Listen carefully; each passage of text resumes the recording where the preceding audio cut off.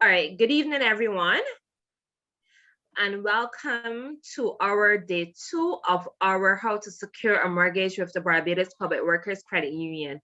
For persons that were not here yesterday, we covered a lot of information, but we're going to cover some more information today. So once you registered for either today or yesterday, by the end of the week, we will share the content with you. So no fear if you would not have registered for the webinar yesterday or you missed it, the content will still be shared with you. We're going to touch on some content from yesterday, just a brief recap, some housekeeping matters. We're going to have the question and answer segment at the end of each presentation. So your first presenter is going to be Miss Cherita Odell, followed by Miss Susan Byer, followed by Mr. Keith Browne.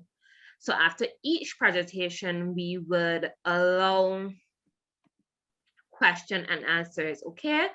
You can either use the chat box or you can use the question and answer box. It's all up to you. If you want to ask your question via the mic, you can raise your hand and we will allow you, we would, sorry about that, we would unmute you and allow you to speak, all right? Give us 2 more minutes. I'm still seeing the numbers rising. That means people are still coming in. So let's just give them 2 minutes, get them to settle, and then we will come back again and do the official welcomes and get started. So we are going to officially start at 6:05. All right.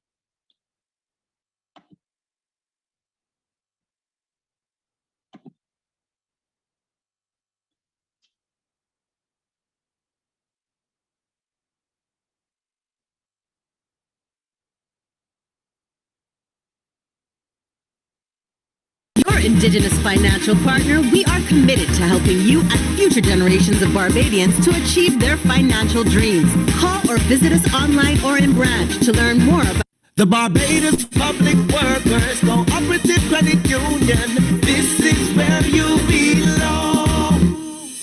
As your Indigenous financial partner, we are committed to helping you and future generations of Barbadians to achieve their financial dreams. Call or visit us online or in branch to learn more about our wide range of financial solutions. The Barbados Public Workers Cooperative Credit Union. This is where you belong. The Barbados Public Workers Cooperative Credit Union. This is where you belong.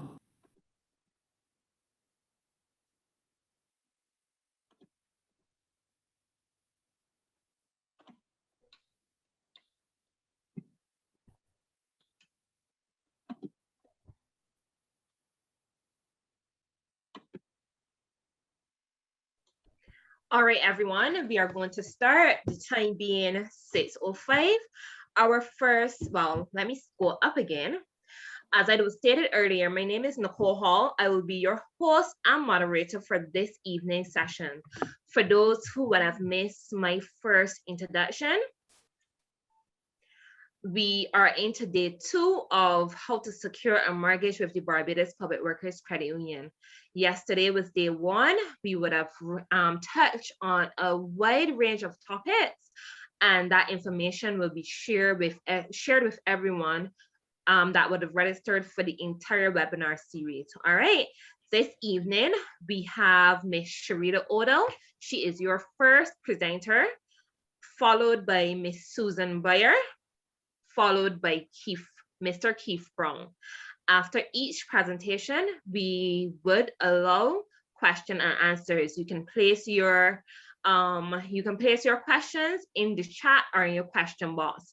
If you feel free, if you would like to, you can raise your hand and we would allow you to ask the question via the mic. Okay, don't shy away from asking questions.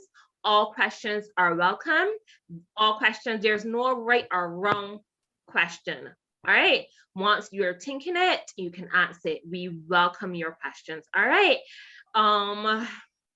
today we might go over the time a bit, but no fear, if you cannot stay for the full ride, we will share the recording maybe by the end of the week latest. All right, so Cherita. Hi, Cherita. Hi, how are you doing? You can hear me loud and clearly? I can hear you loud and clear. All right. I am going to introduce you first, and then you can go right in. You can just make sure that you can share your screen, and we can go from there. All right. No problem. Cherita, she's a former national long and triple jump Olympian representative. She has a bachelor's in marketing and human resources. She has a very long bio. She was a sales manager at Aqua Beach Hotel. She was a marketing manager for Montrose Holding, in which she managed the marketing and sales for a 4-star South Beach Hotel and Seabreeze. Right now, as most of you guys know Cherita, you usually see her face when you pass houses that are for sale. Her lovely face, her contact information, and her website is usually there. All right, I'm going to hand over to Cherita, and Cherita would take you through buying versus renting and also purchasing an existing property. All right, Cherita, the floor is yours. Great. Such a pleasure to be here, and I hope everyone has had a good day. And of course, many of you are tired at the end of the day, but I'm going to make sure that I operate in such a way that this is not a snooze fest, okay? So I'm going to keep it as engaging as possible, and my job is to make you not only have an appreciation for the home buying process, but not be so intimidated by it. Let's be honest, before, when you heard about purchasing a home, it was made to seem like this Herculean task, only for the bigger up and better off. No, it's for you too. So I'm going to present this in such a way today that with the knowledge, you feel more empowered to step out and try. So I'm just going to start sharing my screen, and I'm going to have you all join along in what I am going to be doing. All right. So just as Nicole would have said, I'm a realtor, and I have 2 sister agencies. One is $1 Million Homes, which I started when I first got into real estate, because I said, you know what? If I pursue luxury properties, I just need 1 sale a year, and I gone clear. That was my thought process. And then the recession happened, and reality set in that even though I had a job and I had that at the time, 1 sale a year is not going to work. So I then started Barbados Real Estate, and that is where you see me for the most part today with the wider demographic of Barbados. So buying your first home. Now, even though the title says that, this is also for persons who may have got divorced recently, separated, who are downsizing, and who haven't done this for a long time and they need some help. Don't worry, all these tips are going to come into play for you. So let's get cracking and take a look at the topics that we're going to study today. And as I said, don't worry if you feel as if it's overwhelming you and you don't understand a thing. Just stare at me and pretend that you know what's going on, because I can see you. So this is an idea of our topics today. We're going to look at buying versus renting. We're also going to look, just take a snapshot at the local buying market, because the fact that you are here today means that you are curious, interested, are on the cusp of making one of the major financial decisions in your life, and you need to really get a sense of what is going on in the market so you know how to proceed and make wise decisions. We're going to look at how to prepare to own a home. And I'm going to give you all the tips that will make this process seem so effortless. So I hope you have your notepad and your pen, because we're going to school. And yes, you are in the front row, all right? And we're going to look at the house hunting process. Once again, I'm going to take you through. So let's start off with buying versus renting. Let me be honest. We all have our own perspectives about it. And I have my ideas too, and I can share some of them with you. And then I'm going to bring it all home so you know to make some decisions.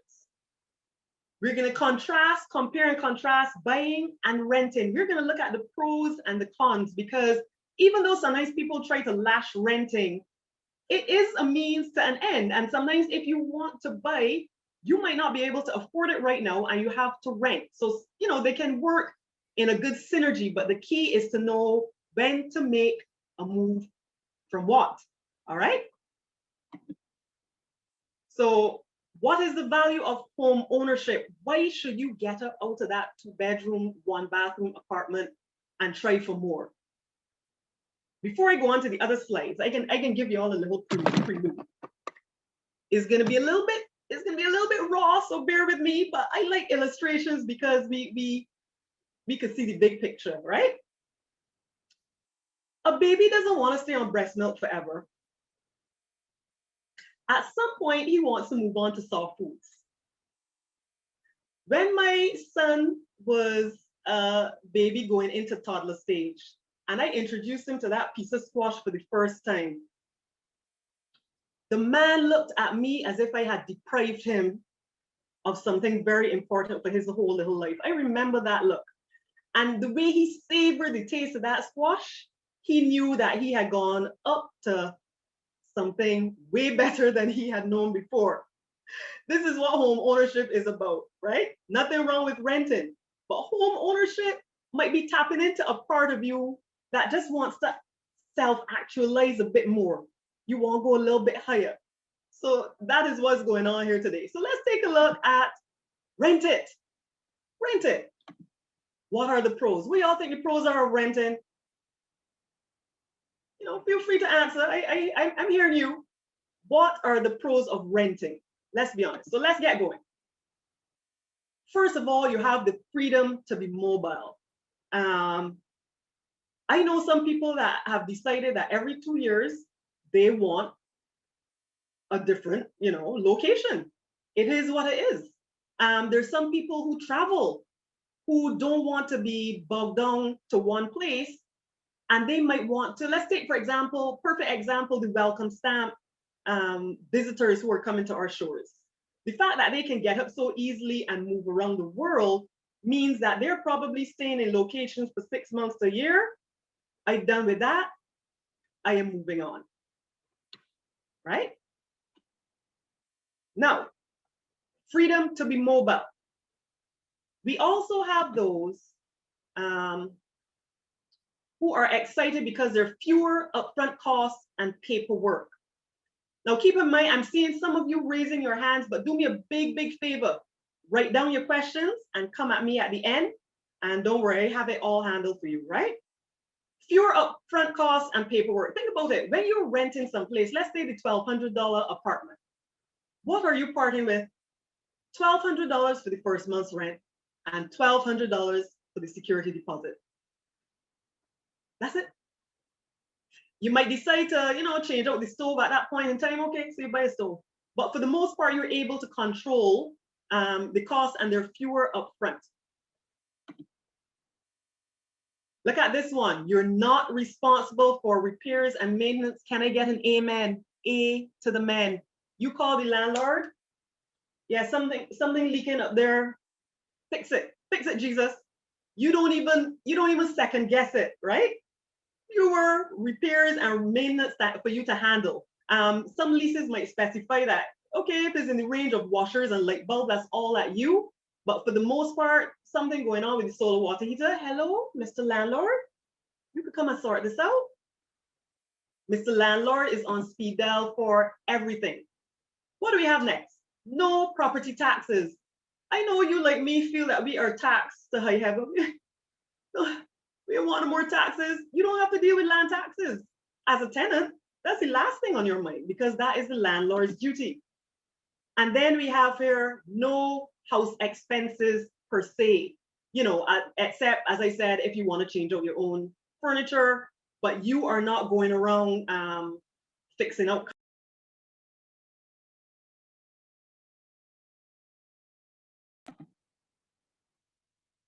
Can you hear me? I think I am muted. One moment.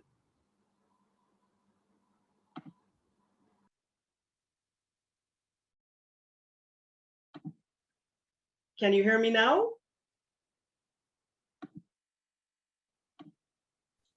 We can hear Yeah, you, you can hear Cherita. me. All right, all right, all right. You missed anything? You missed a lot? No, Okay. hopefully. Not sure what happened there. All right, so let's keep going. The cons of renting. And you see them there. Imagine you call your 3-bedroom, 2-bathroom house in, I don't know, Wanstead. You're home away from home. You've been there for 7 years. You're loving it. And then you get that call. We have sold the house, ma'am. You have 1 month to vacate. What? You forgot that when you signed the say I can give you 1 month's notice. Not only that, keep in mind that COVID isn't going to be here forever. Landlords are going to be like, okay, COVID done. I want back my $1,500 rent going up from 3 months from now. So that's the reality. You can't transform your property to your taste. Although some people do it, I know some people that when they move in, unbeknownst to the poor landlord, they change out the hardware in the kitchen, the knobs, because they have to make it feel like home. But the reality is you can't change out all the major tiles and fittings and all that to really make it you. The cons, you might move multiple times, as we were discussing, because of different situations or your finances changing, or you now working in the north, you might decide to move your location of accommodation based on that. You don't build equity. What does that mean? That's just a fancy word to say you don't own nothing. You put in your money every month and you're helping the landlord pay his mortgage. None of that house or apartment comes back to you. And there are no tax breaks. Once you're doing your civil obligations and filing for taxes, there's no way on any form really that you can put down, you know, this, that, and the other, give me back my money. So that is rental. Those are the pros and cons. So let's check out now, buy it. If y'all see my signs, you know that command well, right? Buy it. No fooling around. Buy it. So here are the pros of that. More stability. Oh, Cherita, what does that mean? Let's be honest. Most of you have a family member who has the lifer house. Yes, that's where you go for Easter. That's where you go for the Christmas lunches, the lifer house. Where they are from the time they got married to the time they died. That's just a Bajan custom. For the most part, we're not like the North American market where we buy and we change out and we upgrading. We buy a house that we stay in there for life. So you tend to have more stability. You like to know that your children grow up in that house, and even if they move on, that you can still stay there. We don't change our property as much with the times as others in other markets. Another thing is homes build equity. Remember what I was talking about just now? The more you pay towards your property, you know, as time goes on, more equity is built up. It just means that you have more of a share of really owning that property. Your equity builds up. Another thing we have to look at here, tax deductions. When you own your property, sometimes you do get tax deductions on the mortgage interest. There are years in which if you have put in renewable energy type assets such as solar power panels and so forth, you can benefit from the expenditure. you can get tax deductions on that. So that's the pros of buying property. Social benefits. Now y'all are gonna laugh at this, but let me take you home, right? Homeowners are more likely to be involved in civic engagements, local elections, volunteer work compared to renters. Health outcomes are also better with homeowners. You can imagine? Health outcomes, because for the most part, they're at peace. They have a retreat to go to. And perhaps this result arises from a better sense of self-control and self-worth among homeowners versus renters. And academic studies have shown this. Can you believe that? Wow. You can improve to your taste. Can improve to your taste. Yes, you can knock that wall out. Yes, you can rip up those ugly tiles. If you buy a house that was already owned by somebody else, you can transform it the way you like. Or if you build it, as you'll learn from Mr. Browne later on, you can do you, boo. You can put your accent wall. You can do all the things that make you feel that this is mine. No landlord confusing you. Nobody saying, sweet girl, is it 30 month for party renters? No one is confusing you. Huh? No one is telling you I need to get in the back to check restrap. No, that's your responsibility now. Now here are the cons. With all the pros come cons. Y'all ready? Y'all can handle this? I had to make it bounce in all at one time. These are the cons of home ownership. And the reason I'm sharing this with you is once you go in educated, you can know what you can handle, and you can also, adjust. It requires substantial money up front. It is what it is. You could lose money if home values decline. Take a look at COVID. Take a look at the recession of 2008. If you decided to sell during these periods, sadly, you might not get as much as you put in. You might not make a profit. That's the reality I'm dealing with right now. Right? So I being transparent with y'all. I ain't getting y'all the glossy nothing and buffing it over. I telling y'all the real deal. There are extra expenses beyond mortgage payments. And very often people buy property, but they don't think of that part. You don't want to be eating corned beef with no biscuits for the rest of your life, but the mortgage paid up. So you have to think too of, the fact that you want to take the cruise when next we can get back on a boat. You want to think about all those things. Life must happen after mortgage payments. There are extra expenses, and also related to the property itself. Insurances, outfitting the house with solar panels. You want to put in a gate. And you're responsible for repairs or renovations. They're all your responsibility this time around. You can't put them on anybody. So when the washing machine decides to overflow and the place flood out and the tiles blow, all at you. All at you. Sorry to hurt your feelings, but that is what it is. Now, Cherita, why are you being so transparent with me? Thank you for asking that question.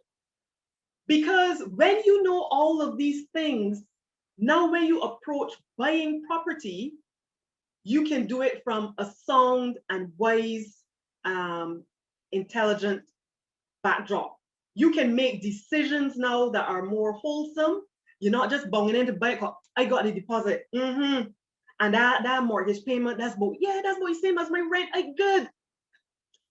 Slow your roll, slow your roll. Smell the roses and remember the pros and cons. So you move to soup. Good. All right, so let's take a look at the local market here in Barbados. I mean, I ain't gonna tell you, look at the two pictures at the top.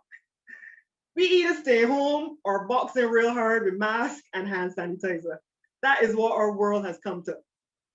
That is what we are in the midst of. But guess what? There's good news. There's good news. This puts you in a very strong position to buy property right now.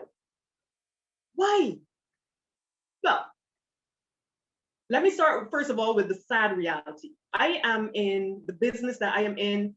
to help people achieve their dreams, but in the process, I see people's dreams go up in smoke as well. With properties being repossessed, persons not able to manage, they're not getting the income that they once did, and therefore they've fallen into dire straits with the property. And it is unfortunate, but it is what it is. There are also people who 5 years ago, when I was trying to sell their house, Cherita, I want $1 million in my pocket. I got gold faucets. I got the marble. I need to pay for these things, and I built it myself. 5 years later, Cherita, the body offer how much? 450,000. Just take it. No, don't count the offer. Just it's 5 years that the property on the market. Just take the offer. I just want this to be done with. That is where you are right now. I have recently taken back offers to owners, almost embarrassed. Almost embarrassed. Shame. Hi, sir, I can send you an offer a little low, but don't worry, just see it as a conversation starter. Don't let it be the noise. Next minute, I get the call back. Yeah, Cherita, it's all right with me, you know. Okay, so what figure are you gonna counter offer with? No. Tell them it's good. Take it. That is the climate you are in. What does that mean for you? Take advantage. Listen. Take advantage. So real estate agents report that rental activity has been very busy, yes, but it's also a buyer's market with plenty to choose from. You see, after COVID, what happens? This is what happens. I can't stand here anymore. I want to stay with grass and the children and this whole school ignorance all the time. So people have either picked up and decided, give me a bigger space, or right now they're actually buying because the market is for you. It is for you.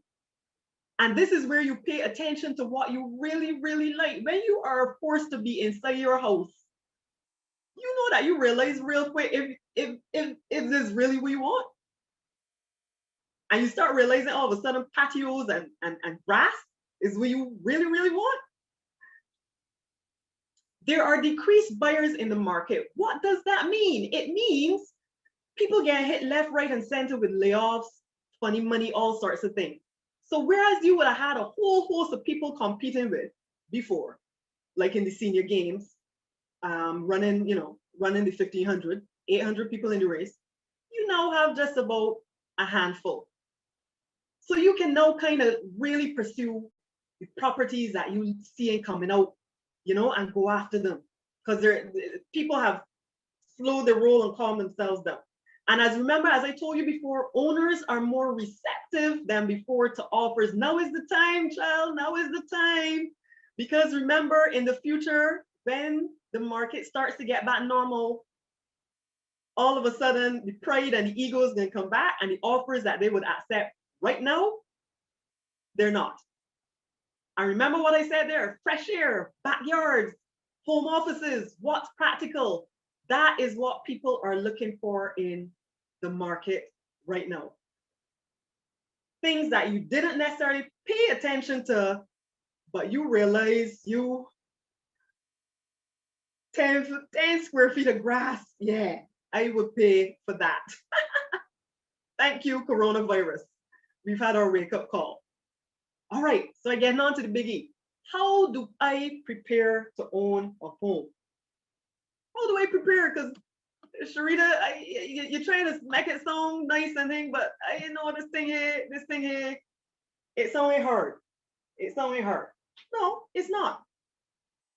So let me give you an idea of what you're gonna do to get prepared. What do you think is the first thing that you need to do? Ladies, raise your hand if you hear me. Ladies, when we go to the store, before we embarrass ourselves, do any of you look in your purse and just make sure, all right, 50, 67, okay.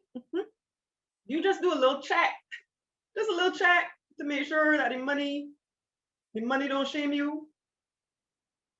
Okay, good, good, good. That's what we do.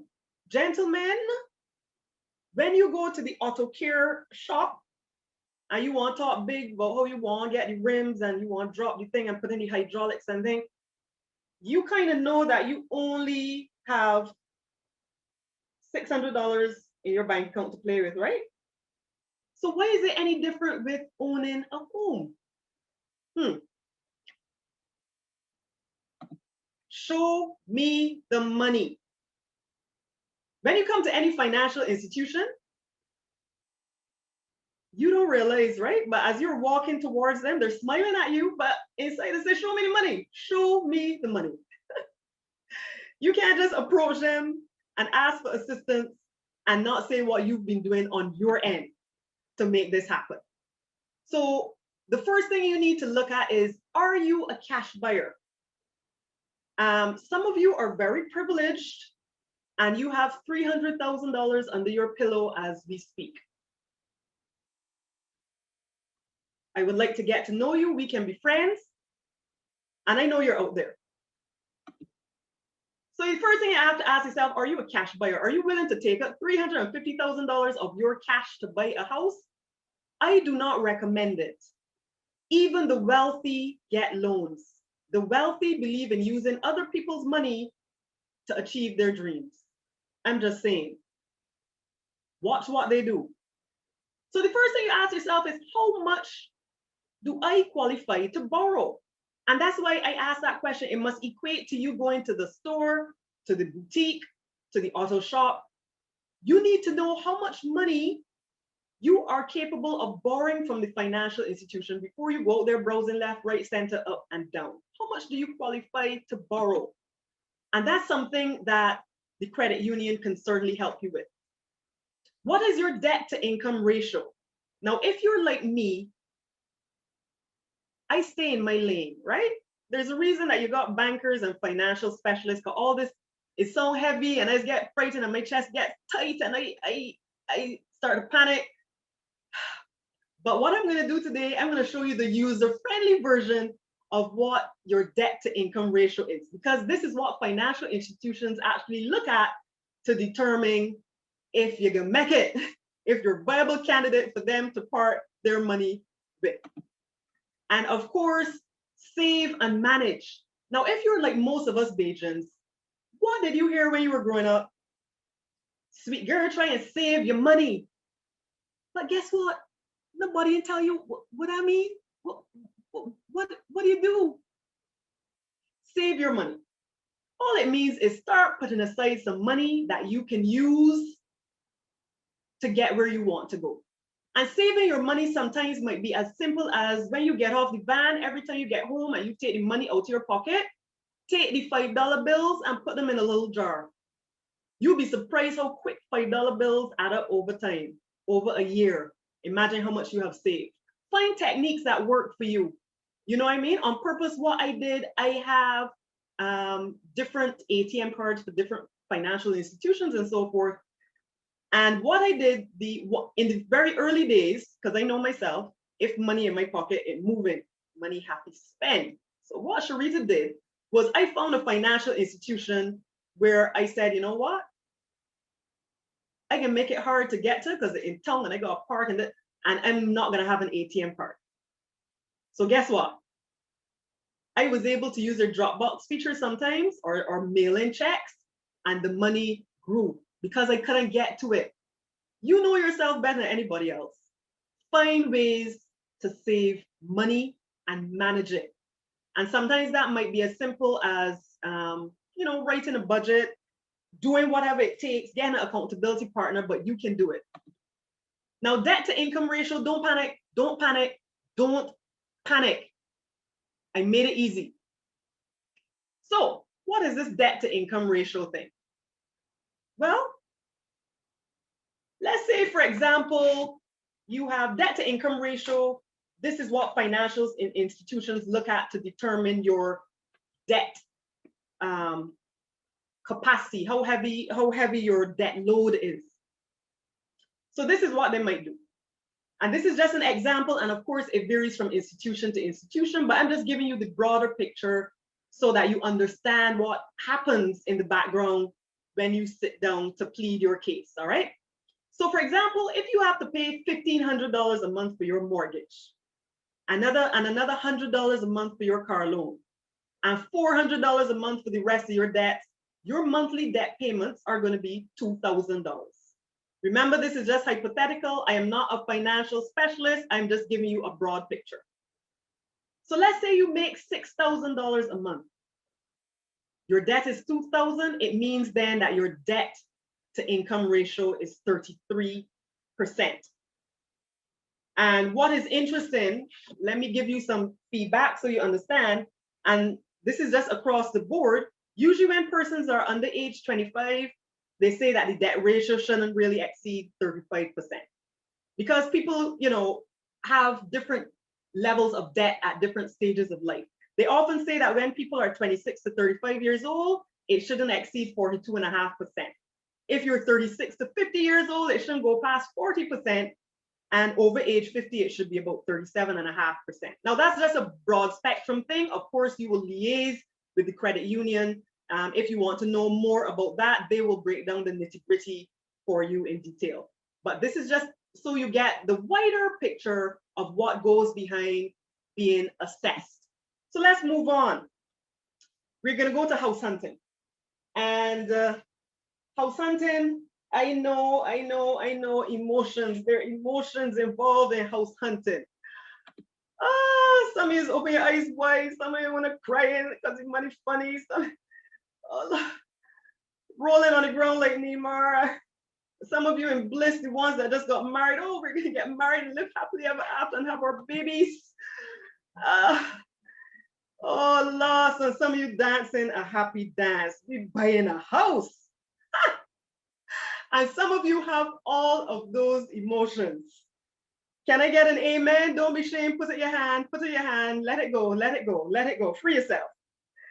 And folks, this is all right. This is all right. Guess what? It is a major investment, and it comes with a myriad of emotions. And when you start in the process, you can feel very overwhelmed. Yeah, I buy a house. Oh shoot, I buy a house. Oh gosh, I buy a house. It goes in. Oh Lord, help me. Yes, I'm moving into my house tomorrow, girl. Come over.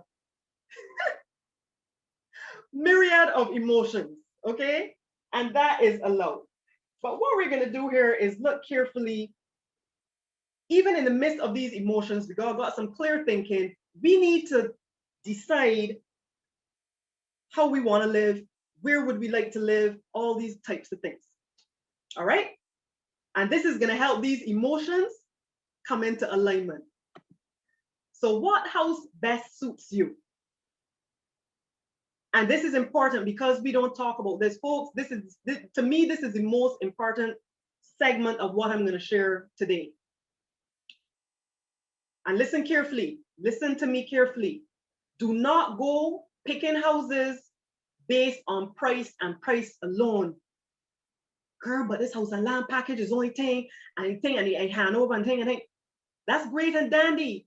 But one of the biggest reasons you should be thinking of when you're going to buy property is what? I can't hear you in the back. Your lifestyle and your personality and the location. But I don't understand. I don't understand that at all. All right. So let me break it down for you. Let's look at who you are. You know you like waking up every morning at 6 o'clock to go to the beach. So what you talking about? You're looking for houses that are 45 minutes away because the windows look cute.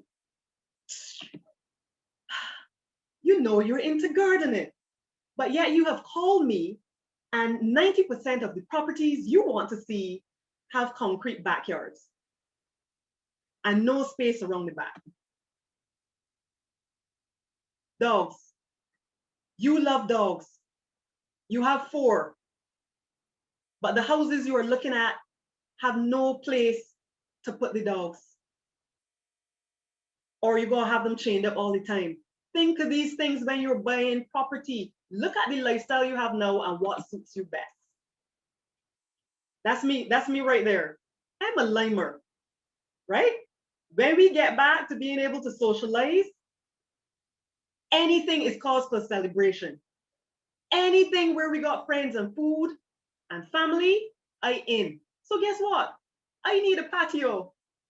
I need a backyard. Plain and simple. Girl, you know you are baby number 5, and you know you're planning to add 2 more to the clan. You know this. So maybe a 2-bedroom, 1-bathroom house might not work out for you. I'm just saying.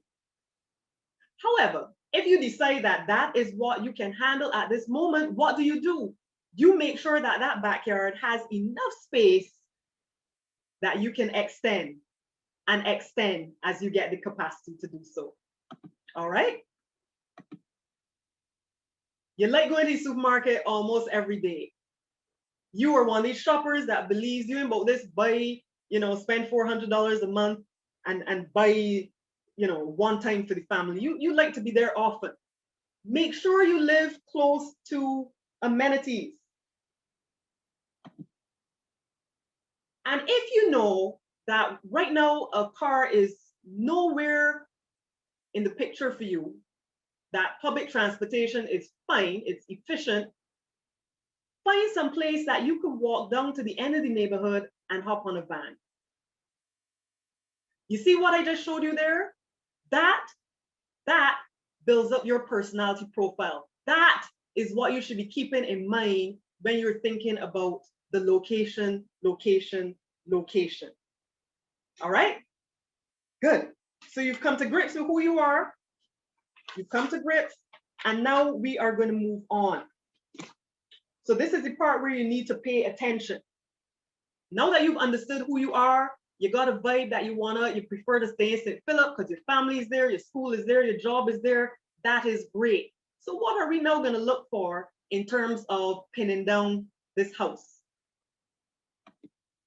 And these are things, once again, that you don't think about, right? But luckily, I'm one of these good realtors that when you show up at my viewings, I encourage you to look at things. I am one that points out the flaws to you. Everybody don't do that. But I need to sleep good at night, right? So I show you everything that is wrong with the house, and I even say in the description so that you feel comfortable looking through. But these are things to pay attention to in case you are pursuing a house that's being sold by the owner themselves or another realtor who all they're telling you is, the house is gorgeous. Come and take a look, darling. It's gorgeous. You'll love it. Buyer, beware. Now, Glenroy, you know that every day after work, you know how you sweat when they job. You know that you come home not smelling too pretty. You like showers with what? You like the type of showers that beating down on you. Huh? You like to turn the heat up to all, and you like the germs to scald off. That's you, Glenroy. I see you. It's all right. No judgment. Therefore, when you are going to that property, you need to see what is the water pressure like. Don't be ashamed to turn on the people's pipes. You want to buy the house. Check and see how that water is running. Because imagine you buy it because it's cute, and then you bathing under a trickle of water for the rest of your natural born life. Huh? Is it well illuminated? What does it look like at night? People don't think about these things. You know that you come home late after your security job, you tend to get home at 11. What does that area look like at night? When people are interested in pursuing a property, you know what I tell them to do? Go and check it out at night. Go and check it out.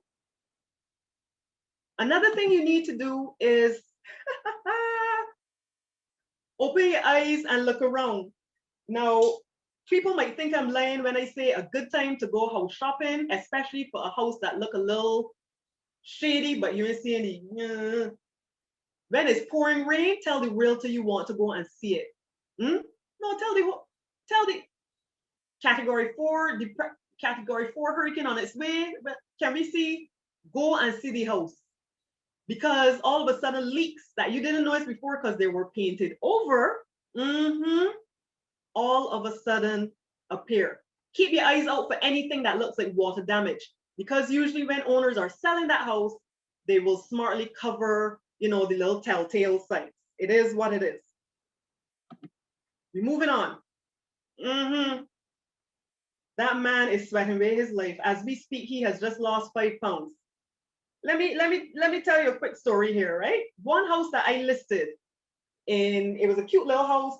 It was like, oh, this can sell so fast. I remember I listed it in the morning. It was nice and cool. When I set up the appointments for the clients, I was so embarrassed. I set it up for midday. I didn't know no better. The house was cool when I listed it. Listen, we pop open that door. My armpit started to struggle. I looked around at the poor Chinese guy.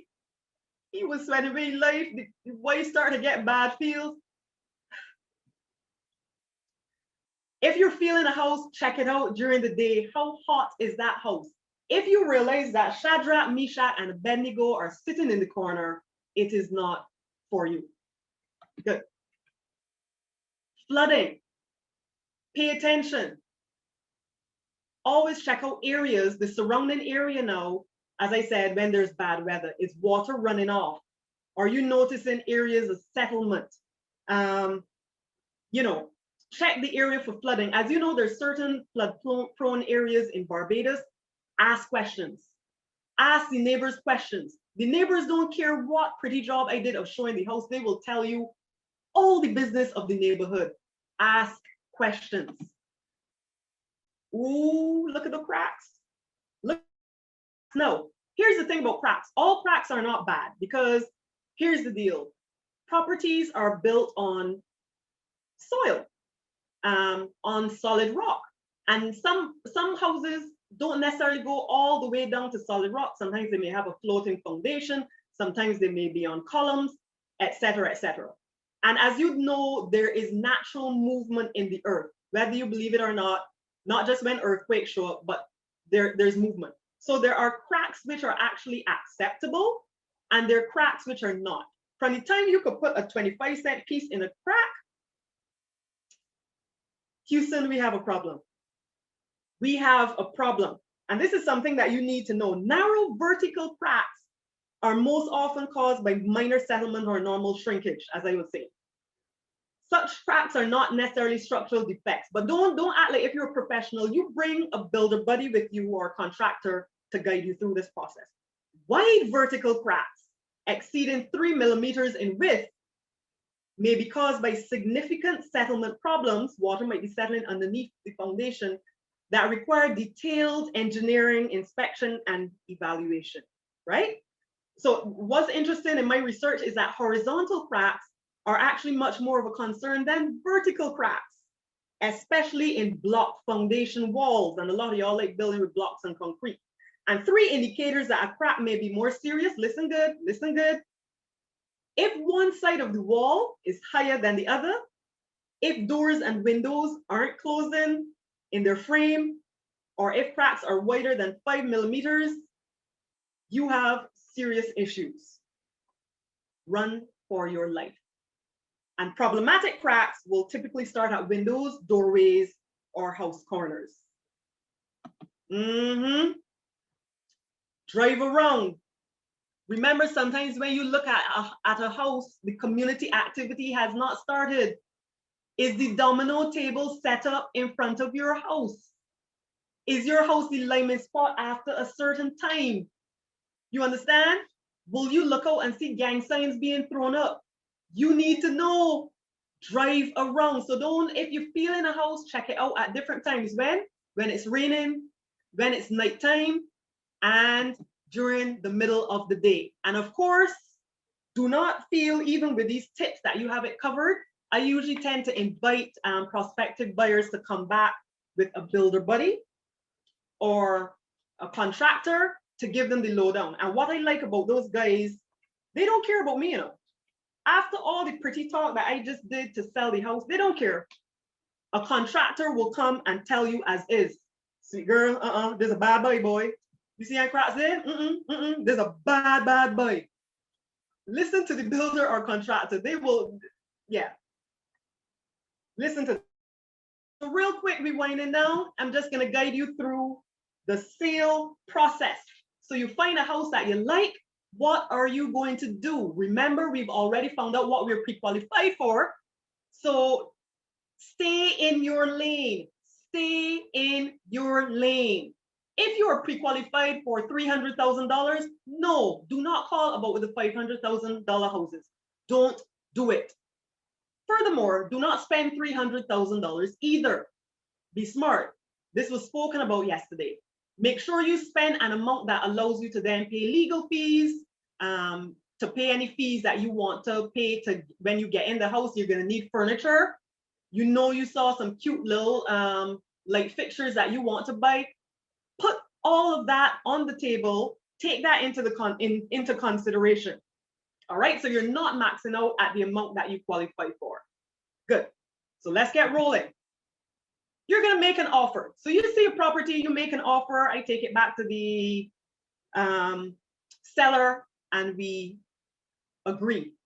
Now there's some cases in which the property price is fixed. It is what it is. House and land packages, for example, they might tell you, look, we already know the cost to build this, that, and the other is $253,000.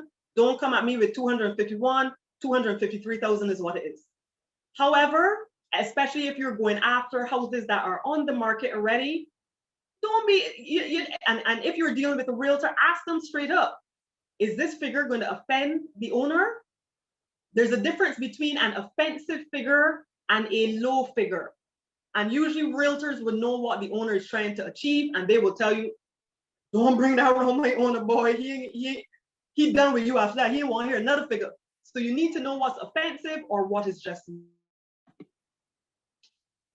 So your offer gets accepted, and before you turn up at the credit union, all excited because your $275,000 offer got accepted on a $500,000 house. The credit union is going to tell you, okay, great, good. Thanks for showing me your acceptance letter, but now you need to get a valuation. It is not necessarily the seller's job to get a valuation on their property. They can price it however they want. Even if it's a $25,000 property, they can say it's $1 million. Will they get it? No, but they can price it at whatever they want. So don't believe that it is the seller's duty to have a valuation they're sitting down that they can hand over to you. No. You will be required to get your own valuation. Check with the credit union if they have a preferred list of valuers, or sometimes they might tell you to get an accredited valuer, but just liaise with them to see what their preference is first before you go spending money with Joe Blow who lives next to you that tells you he does valuations, and they then say, boss man, we cannot accept that, okay? Await your commitment letter. All right, so you've got your valuation back, and your valuation says that the house that an offer was accepted on is actually valued at $450,000. So guess what? The credit union will look at that and say, goody, we're only lending you $275,000, but at least we know this is way over the value that you're paying, so you're good. However, if that valuation comes in less than the figure you want, this gets tough. So let's say you're buying a $300,000 house, you make an offer of $300,000, and the valuation comes back at $285,000. What do? I just had this happen recently. You go back to the seller and say, I know that you only want to accept $300,000, but unfortunately the valuation has come back at $285,000. Would you please consider that? Please. And sometimes you might get lucky, depending on how long it was on the market, or unfortunately, in the instance of what happened to me 2 days ago, no, N-O, that's a no from me, right? And you decide then if you move on to another property. So once you've submitted your valuation and so forth, the credit union will ask you to submit more details, and you will then await your commitment letter. And the commitment letter is saying that we promise to give you X amount of money at X amount of percent at X amount of payment each month. That's what we promise you. Once you get that commitment letter back, now it makes sense to spend on an attorney. And you could decide to use the bank's attorney out of convenience, but remember, the credit union's attorney or the bank's attorney works for who? The credit union or the bank. I do often smaller properties, you can take a chance only if you feel comfortable, but remember that they're working for the credit union or the bank first. Some people do opt for another attorney, but then you have to pay that attorney and the credit union or the bank's attorney. So, you know, if it's a low price house, up to you if you want to take the chance, do what you feel comfortable with. In the past, I have bought property and decided I was using the bank's attorney, the credit union's attorney, actually, and I felt comfortable. It's still there. Nobody can come and thief it from me. So it's just a matter of personal choice. So the loan is approved and you're full steam ahead. You have your attorney in mind. And what then happens at that stage is that the attorneys are connected, right? I usually do what is called a memo of sale, pretty much showing the buyer's attorney details, the vendor's attorney details, and I make them kiss in the form of an email. Yes, I connect them. Remember, I'm not just a realtor, I'm a matchmaker. So we get the attorneys talking, all right? And once the attorneys are talking, what will happen is the seller's attorney will then start to prepare the agreement for sale for your attorney to peruse, and the legal process begins. Now, I'm not gonna go deep into that because we're gonna have a legal representative going on, but all you need to know is the attorneys do their thing in the background while you sit down, look real cute and wait. And then we have, you know, everything proceeds. And the financial process begins. So they're kind of simultaneous. So as the lawyers are doing their thing, the credit union is doing their thing as well. And then at the very end of the transaction, now keep in mind, some transactions can take, back in the day, they used to tell you 3 months. If you saw that in a magazine anywhere, burn the magazine. 3 months is not happening, okay? Thank you, Cherita, for delivering me. Thank you, you're welcome, you're welcome. Transactions nowadays might take anywhere from 4 to 7 months. That's just the reality. 4 to 7 months because we have this thing called COVID. We have this thing called working from home. We have this thing that the clerk only working half days. And yeah.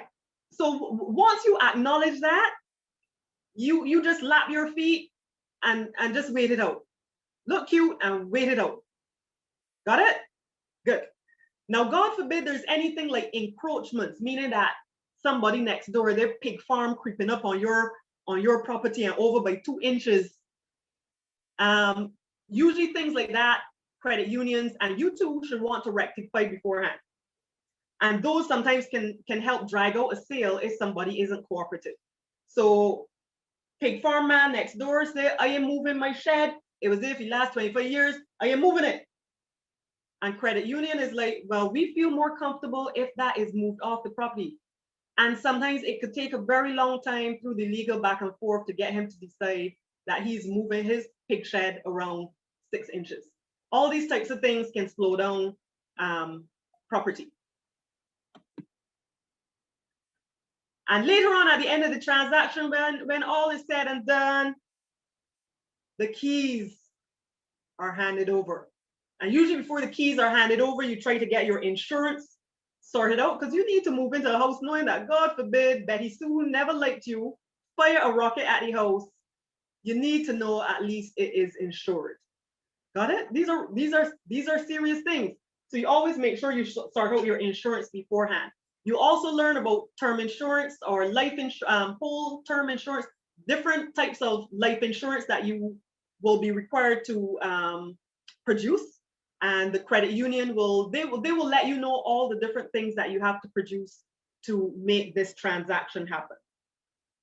So I'm exhaling. We have come to the end of our journey. The joys, you're not overwhelmed any longer. Your heart has released all the toxins. You put the asthma inhaler down, and we are joyous.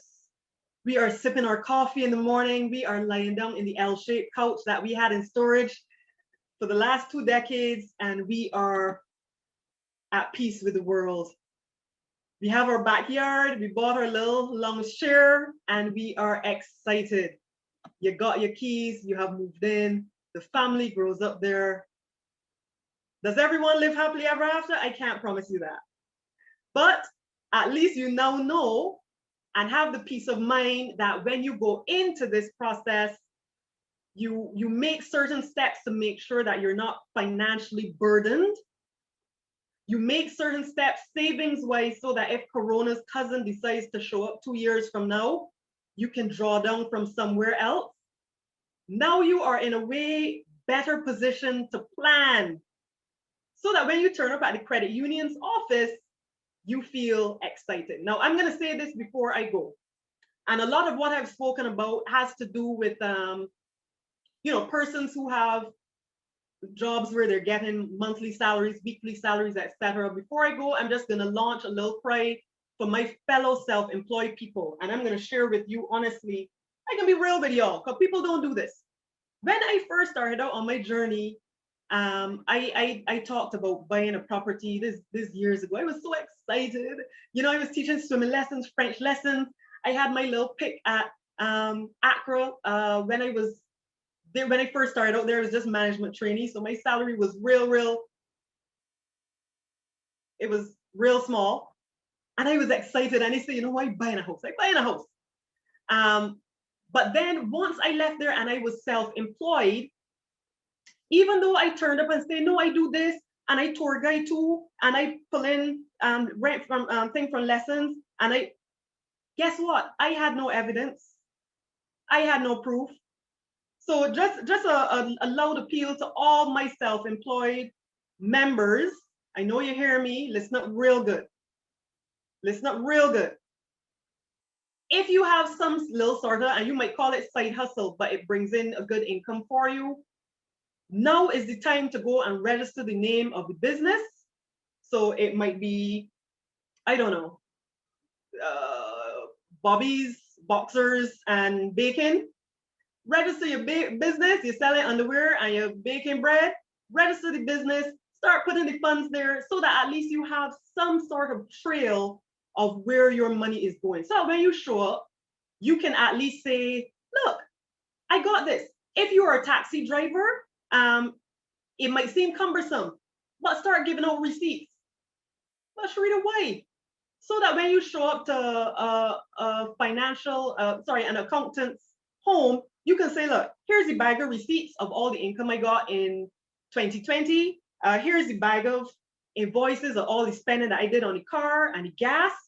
And an accountant can make that look like something, right? So when you roll up with your bag of bills, the accountant can turn that into 3 years of financial statements, which is what credit unions, banks, any type of financial institution will ask you for. So self-employed people, leaving that golden nugget with you.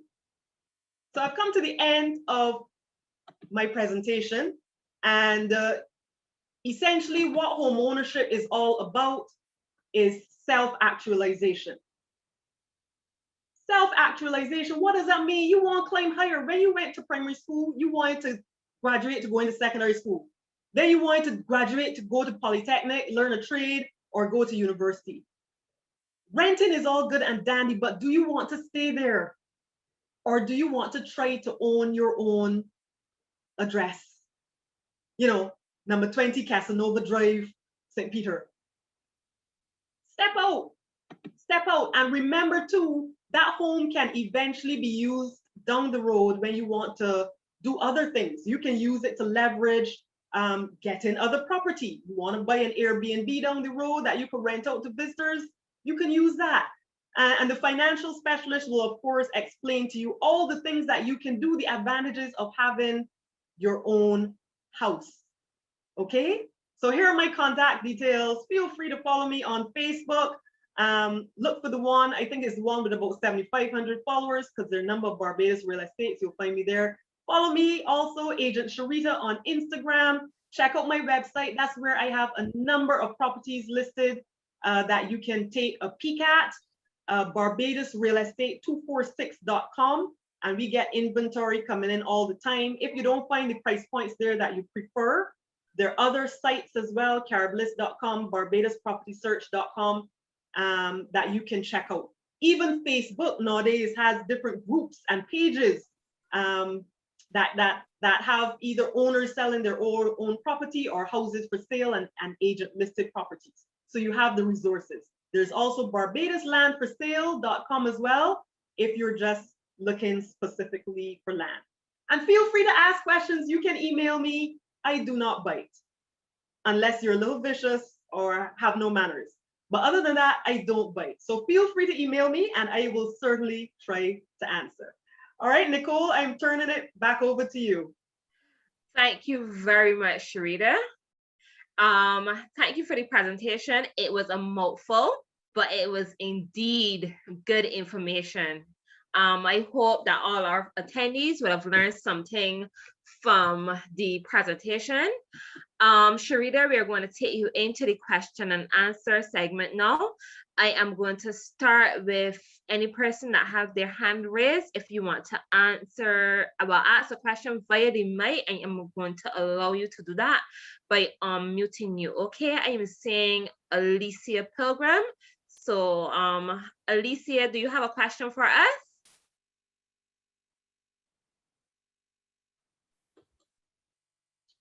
Hi, Alicia. Good night. Hi, good night. Do you have a question for Cherita? Well, technically, I wanted to know if you have land and it was valued at $125,000 3 years ago. It's paid in full. I heard her mention about equity. How does that assist you with, okay, I'm looking to get a mortgage now to build on this land. How does that equity assist you with a mortgage, or does it assist you in any way? Cherita, It will assist you. Okay. It will assist you, but I will say that question is over my pay grade. I prefer the financial rep to give his response. All right, Alicia, I am going to ask if Glenn can handle this question. Glenn is one of our senior loans officers at our Belmont Road location, okay? Glenn, can you answer that question for Alicia with regards to equity? Yes, so Alicia, that equity or the fact that you own that land will strengthen your position with regarding to financing. So for example, if it is, in other words, we would not have to consider the land purchase. So that is roughly about $125,000 you do not have to worry about, and you probably can build the exact dream house that you want to get. So you can utilize that difference in obtaining.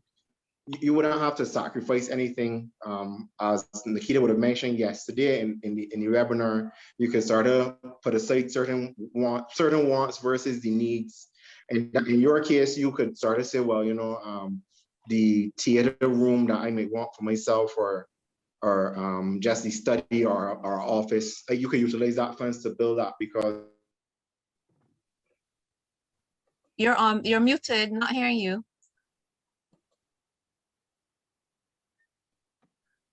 Unmute yourself, Glenn. We can't hear you. did it cut out? Yes, please. So you Sorry cut about out that. somewhere around theater still and use the funds to build that room. So a call came through at the same time. I'm very sorry about that. As I was stating, that you can now utilize the money that generally most people have to use towards the land purchase itself, part of the mortgage. You could utilize that to building or to adding to your construction costs. So you may be able to obtain, for example, if you qualify for 400,000, that 125 now would not go towards land purchase. That 125 go towards the construction costs of your mortgage. Is that clear, Alicia? Okay, so if I qualify for 246,000, which I had called and let's give some figures, and that was the amount that was quoted to me. Mhm. Does that mean then I get the 260, the 246 plus the equity, or just the 246? No, what you qualify for is what your income starter says you can comfortably afford to pay, Right. right? So the equity that you have does not necessarily say that you can go over what you can afford to pay. Okay. It's just know that you would not have to, you can use the 246 or majority of the 246 to build the house that you want or get closer to the house Oh, that you want. If you understand, you don't have to purchase land or look for land. You own it, Right. you have that equity. So know when you actually are finished with the house, and I guess Keith will be able to speak to this, your value, that equity would continue.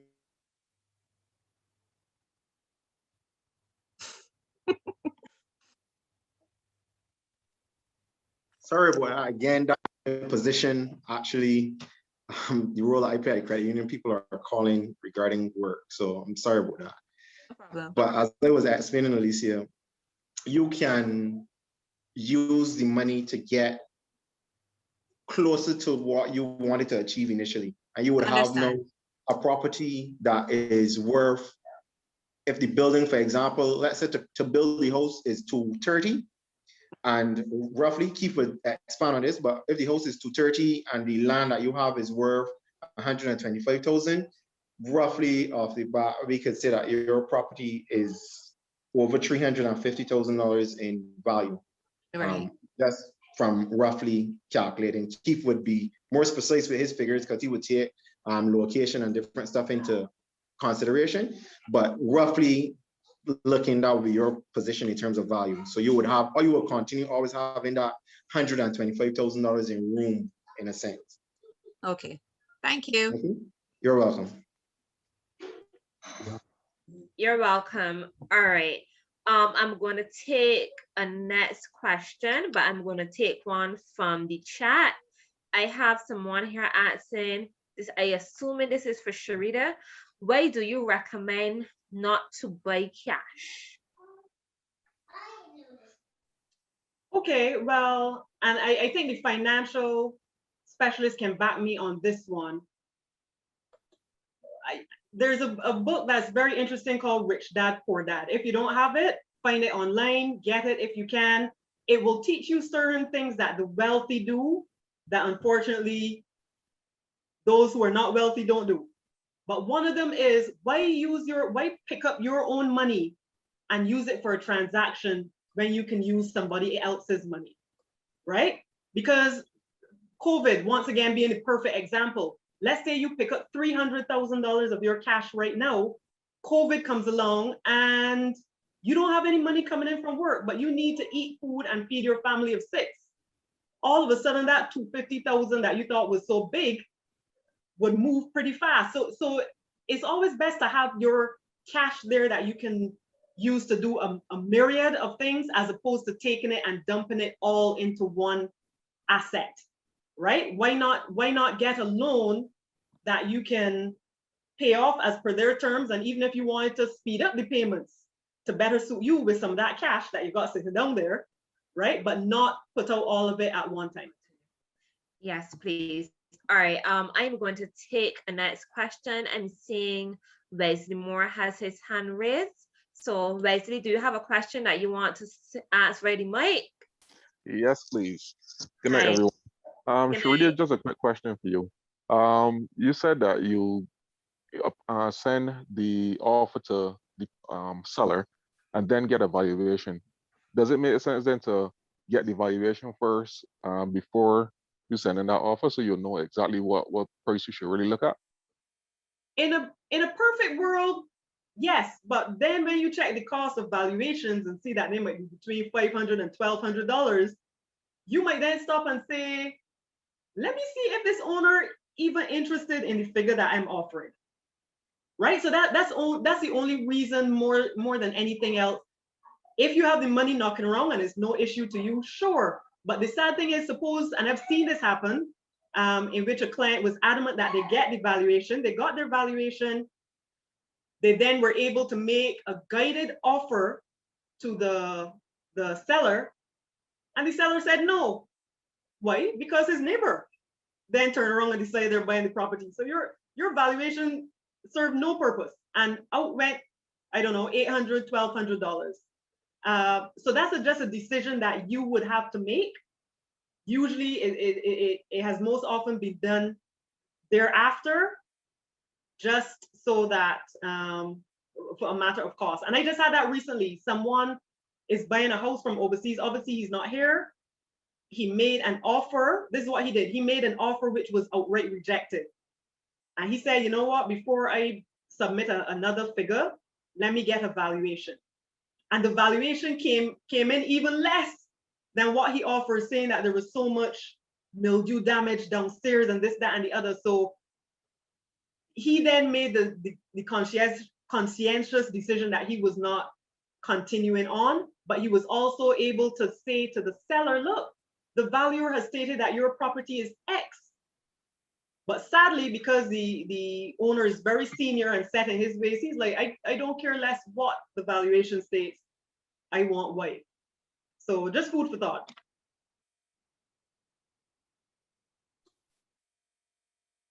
All right, I hope Cherita would have answered your question wisely. All right, I'm going to stay a pin here on questions for Cherita because we have a very full house. And any questions that we have not addressed for Cherita in her question and answer segment would be addressed at the end, okay? So it is time to move on. Since Cherita would have, thank you very much, Cherita. You're welcome. Since Cherita would have discussed buying versus renting, a snapshot of the local market, how to prepare for home ownership. I am going to switch up things a bit. I'm going to take some time now to invite Keith. Keith, he's a quality surveyor. He's also, he's into a lot, but he is very knowledgeable. Keith would take us through the process of when constructing a home. So Cherita took you from, if you're looking to purchase a home that is already there, that is existing, Keith would now take you through the process. Keith would take you from digging holes to see how much foundation you need to go from, getting the house priced out, so you will know if you have to basically downsize on your what you think you want versus what you can really afford. So Keith would take you into maybe a small preview there. After Keith then, we will tie it all in then to Susan. Susan is our legal securities officer. Susan will give you the legal prospect, and then we will go into basically you're at the mortgage stage, you know how much money you want, you know what house you're looking for, if you're going to purchase one, if you're going to build, and we will tie it all into the mortgage with the mortgage interview, and then we will open for questions again. All right, so Keith, I'm going to hand it over to you. I am going to unmute you and we can get the ball rolling. Okay, hi Keith. Okay. Good night. Thank you, Nicole, and good evening to all, and a very good presentation there by Cherita. I'll try my best to try to match her, but we are going to go through fairly quickly. So I'm just going to share my screen here so that you can follow with my presentation as I go through. Okay. Keith, let me know if you can share your screen. I just gave you privilege. Right. Okay. Can? Okay. Thank you, Nicole. No problem.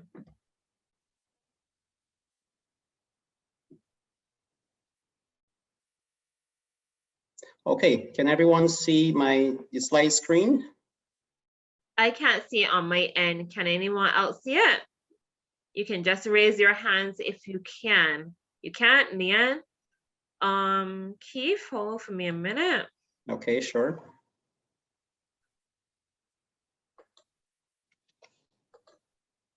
Try again, Keith, but you should be able to share your screen. Right, how's that? Can't see anything. So you're touching, well, you're clicking on the screen, share screen option at the bottom of your screen, correct? Yes, I am. And then when you click it, it's going to ask you, it's going to select the screen. Okay, good.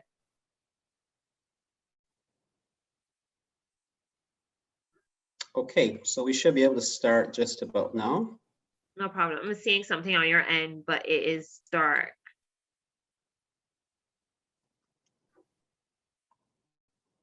Okay, well, let's start. I will fill in the bits as we go along. No problem. And just we to can give always you a share your brief- presentation at the end as well. Sure. Okay. Just to give you a brief idea as to who I am and what my company represents, we're KBH Consulting. We're chartered quantity surveyors and been operating in Barbados since 2005. We provide cost advice to various clients and within the construction sector. My details are there, which you can always get at the end. Now, what do? We actually provide a full range of property valuation services, pre and post contract quantity surveying services, as well as you can see there, dispute resolution and value engineering, which, as Nicole said, if your property is over budget, we can help assist you without too many changes in the design. Qualification, I've been experienced for about 24 years as a chartered quantity surveyor. This is with the Royal Institution of Chartered Surveyors. This is the international body recognized around the world. There are about 134,000 persons, quite a few, well, perhaps about 20 or 30 are in Barbados. And those are persons, whether they're quantity surveyors or valuers, that you should be engaging in terms of doing valuation reports. Now, the presentation I'm going to do today is going to look at how to help you secure that mortgage with the Public Workers Credit Union. As some of the presenters would have said before, you need professional advice, and we are just one of the many professionals required to take you through that process. We provide both quantity surveying and property valuation services, so we can provide evaluation if you are purchasing a property. And if you are going to be constructing from new, we can also provide a quantity surveyor's report as well. Now, if you are constructing a new home, you require a quantity surveyor's report. If you are renovating your existing home, you will also require a quantity surveyor's report. And if you're purchasing, it's often referred to as a market valuation, which would take into account the likely values that Cherita was just speaking about in her presentation. In order for us to do a valuation for you, we would require certain documents from you, which would start with the approved town and country planning drawings, a land surveyor's plot, which is going to verify the actual plot and the boundaries of the land, making sure there's no encroachment. And from you require confirmation as to the types of materials that you're going to use for construction. Often the contractor may have had a discussion with you, but at the same time, it's going to be your choice of materials that you would want to use. We would also meet with you at the property to ensure, to more or less see what factors there are that are going to positively impact on your property or negatively impact on your future property. If you are going to be purchasing land, the similar requirement is needed, but for land valuation, what we need is just the plot plan, and we would meet with you at the property and also do an assessment and take photographs of the site and the surrounding areas. Now, how much does the valuation cost? It's perhaps one of the first questions that I'm asked from clients, and it's sometimes difficult to say a figure because we don't know exactly what it is you want to value. So we take you through a series of questions to find out the type of house you're building or if you're buying a house. And then based on those discussions, where it's located, the size of the house, what information you have, we're going to provide you with a very competitive fixed cost before we start the process. And I believe this is similar for most valuers and quantity surveyors as well. Our valuations will typically take 7 to 10 days from the site visit, and that allows us to be able to complete a draft, have a discussion with you, make sure it's within the range of what you're looking to achieve, and then we get started. So you've identified, this is if you're constructing new, a piece of land, you're interested in acquiring that piece of land. One of the things which we often say, as Cherita had mentioned, is to visit the land when it is in the rainy season. Then you're going to see if there are any possible issues with settlement of water. Speak to the neighbors who have constructed, find out if the soils are deep. On average, 3 to 5 feet would used to be the average. There's some newer developments where persons are going 15, 20 feet. So it's always good to find out if there are any soil reports for the area to make sure that you know what you're getting involved in. Your next question is going to be, how much is it going to cost you to build your new house? Well, lots of factors impact on that. One of the main ones is the design, and quite often by the time persons reach us with their nicely designed house, it might be over their budget or over what they qualify for. So what we often say is speak to persons or the draftsman or the architect to find out what range of costs you can expect before you start your design. We also provide a consultancy service where if that's information persons require, we can actually assist them at that initial stage. The materials that you use for construction, now that's very important. Quite often the lowest cost materials might not be the best value. Think of your house as something you're going to have for, it's built maybe for 40, 50 years. So you want to use materials that will last, stand the test of time. But very important as well, you also need to maintain the house after you get to completion stage. Now, the soil conditions on the site will impact significantly on your substructure costs. So it's good to get an engineer on board very early to make sure that your foundations are going to be well designed to suit the particular soil conditions. Your builder or contractor, it will often depend on how efficient that builder or contractor is. Within the industry now, you can expect a range of maybe 10, 15%, sometimes 20% difference in construction cost. And that's largely related to the type of builder in terms of size, what overheads they have, how much they essentially pay their workers, and how much they acquire their materials for. So it's very important to be able to source a good builder. I'll get a bit further how you can actually deal with that. If you choose to phase your construction, this would allow you to be able to build a habitable stage, which the credit union would allow. And you would still be able at some point in time, after you've gained sufficient equity in the house, to seek to complete that. And it allows you to be in the house, still knowing that you can go forward to complete your dream home at some point in time in the future. Now, the cost of construction is actually also impacted upon by what happens within the economy. Over the last 5 to 10 years, we've seen a decline in the local construction sector, which has resulted in not as much activity. Surprisingly, construction costs have still continued, even though labor cost has more or less bottomed out. But I do expect that there might be some increases after we go into, say, the post-COVID era. But you do need to monitor what's happening within the economy. And one of the questions you want to look at first of all is, have you budgeted sufficiently to be able to get from start to completion? And because you don't want to be stuck with no windows, no doors, you obviously can't move into the house and you can't convert the mortgage. So you need to monitor your cost, your spend, and very important as well, you need to have discussions with your contractor on a regular basis. Don't just leave it all to the contractor to build your dream house. You should be visiting, and if you're not in a position to do that, engage a professional, the draftsman, the architect, the engineer, or quantity surveyor, to assist you with monitoring your house as the building goes up.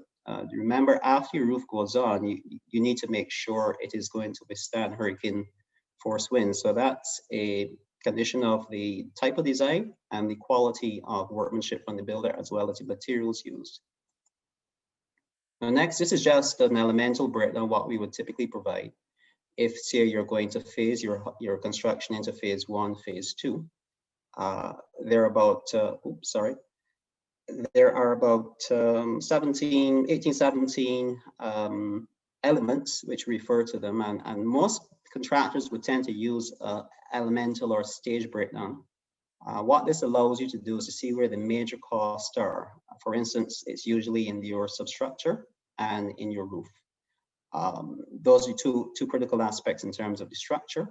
And then when you look at your finishings, your floor finishings, your wall finishings, the ceiling finishes, all very important. And that is where the value of your construction will come out. You don't want to be selecting finishes that you have to go back and replace them every couple of years. Your windows and doors, those are going to be very important in terms of hurricane resistance because that's going to stop the wind from getting into your house. So this is typically the breakdown we would provide within the valuation report, which covers the cost. With regards to value, we'll get to that as we go forward. Now, what is market value? I'm going to give you the textbook definition as it says here, and I'll just read it for you. It is the professional opinion as the estimated amount for which a property can be exchanged at the date of valuation between a willing buyer and a willing seller in an arm's length transaction after proper marketing, and wherein the parties have acted knowledgeable, prudently, and without compulsion. Now, in practice, it's very difficult to achieve that because the date of valuation is really the date we visit the site. And after we visit the site, changes will occur within the property or the value or the actual cost in terms of if you're doing renovation works. So what we seek to do is establish a date that we could refer to as the valuation date and project, perhaps if all things being equal, for 6 to 12 month period. You would have heard the credit union will require valuation within a period of 12 months. And the reason for that is generally within that time period, we don't see lots of fluctuations within the market. But bear in mind that over the last 3 to 5 years, we have seen a downturn within the construction sector and the market values. So if necessary, we would actually review those valuations after a 6 month period to make sure that it's still in line with what we are projecting. So that was a mouthful. Obviously, any questions, you can let me know as I get to completion. Now, market value is impacted upon by several factors. Very importantly, as real estate agents will always say to you, is location. And also importantly is your access to amenities. The type of property you're building, whether it's a single story timber structure, wall structure, or if you're looking to build a single dwelling with an adjoining apartment, that will allow you to get revenue in terms of which could go towards your overall mortgage payments. The choice of building materials, as I said before, that's very important. And the relative condition of your property and the property surrounding your property as well. For instance, if you live in a neighborhood where your neighbors don't maintain their lots, they're overgrown, you have road infestation, you have issues with poor lighting, that will impact on your future market value. And again, as I said, the prevailing economic conditions, which is sometimes unpredictable, but one of the important things that impact on value. And the materials that you use for construction, again, as I said, will also impact on value. The client will need to confirm that. Often we find first-time homeowners are not, you may not be familiar with what materials you're going to use. For instance, the drawings would not reflect the types of materials. They're going to reflect windows, doors, lines, and so on. So through discussion, what we will find out from you is a type of material. Let's say, for instance, a floor covering, if it's a ceramic tile floor, vinyl tile, or porcelain tile. And usually in terms of a range of costs, one of the things a homeowner should do is just go to the hardware stores, check out the cost before you start the building process. You would find that there's a variance of cost from one supplier to another supplier. Sometimes 5%, or you might even get discounts when you purchase as a homeowner. Now, this is a typical specification sheet which we get that information from. You might be a bit small, but it identifies the main elements of the building. So highlighted in yellow, we would start, most foundations would typically be strip footings. If you don't have good soil conditions, your engineer would redesign perhaps a pad column footing for you.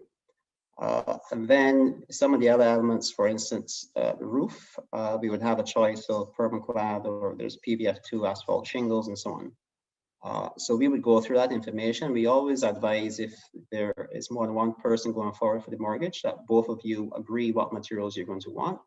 Especially you don't want to go on the site and one person says, well, I wanted ceramic, but the builder said, well, I'm allowing for vital. So you obviously need to agree that.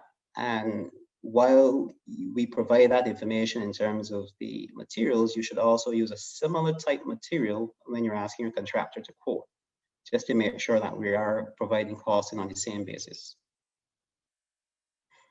And that moves on nicely into how do you select a builder or contractor?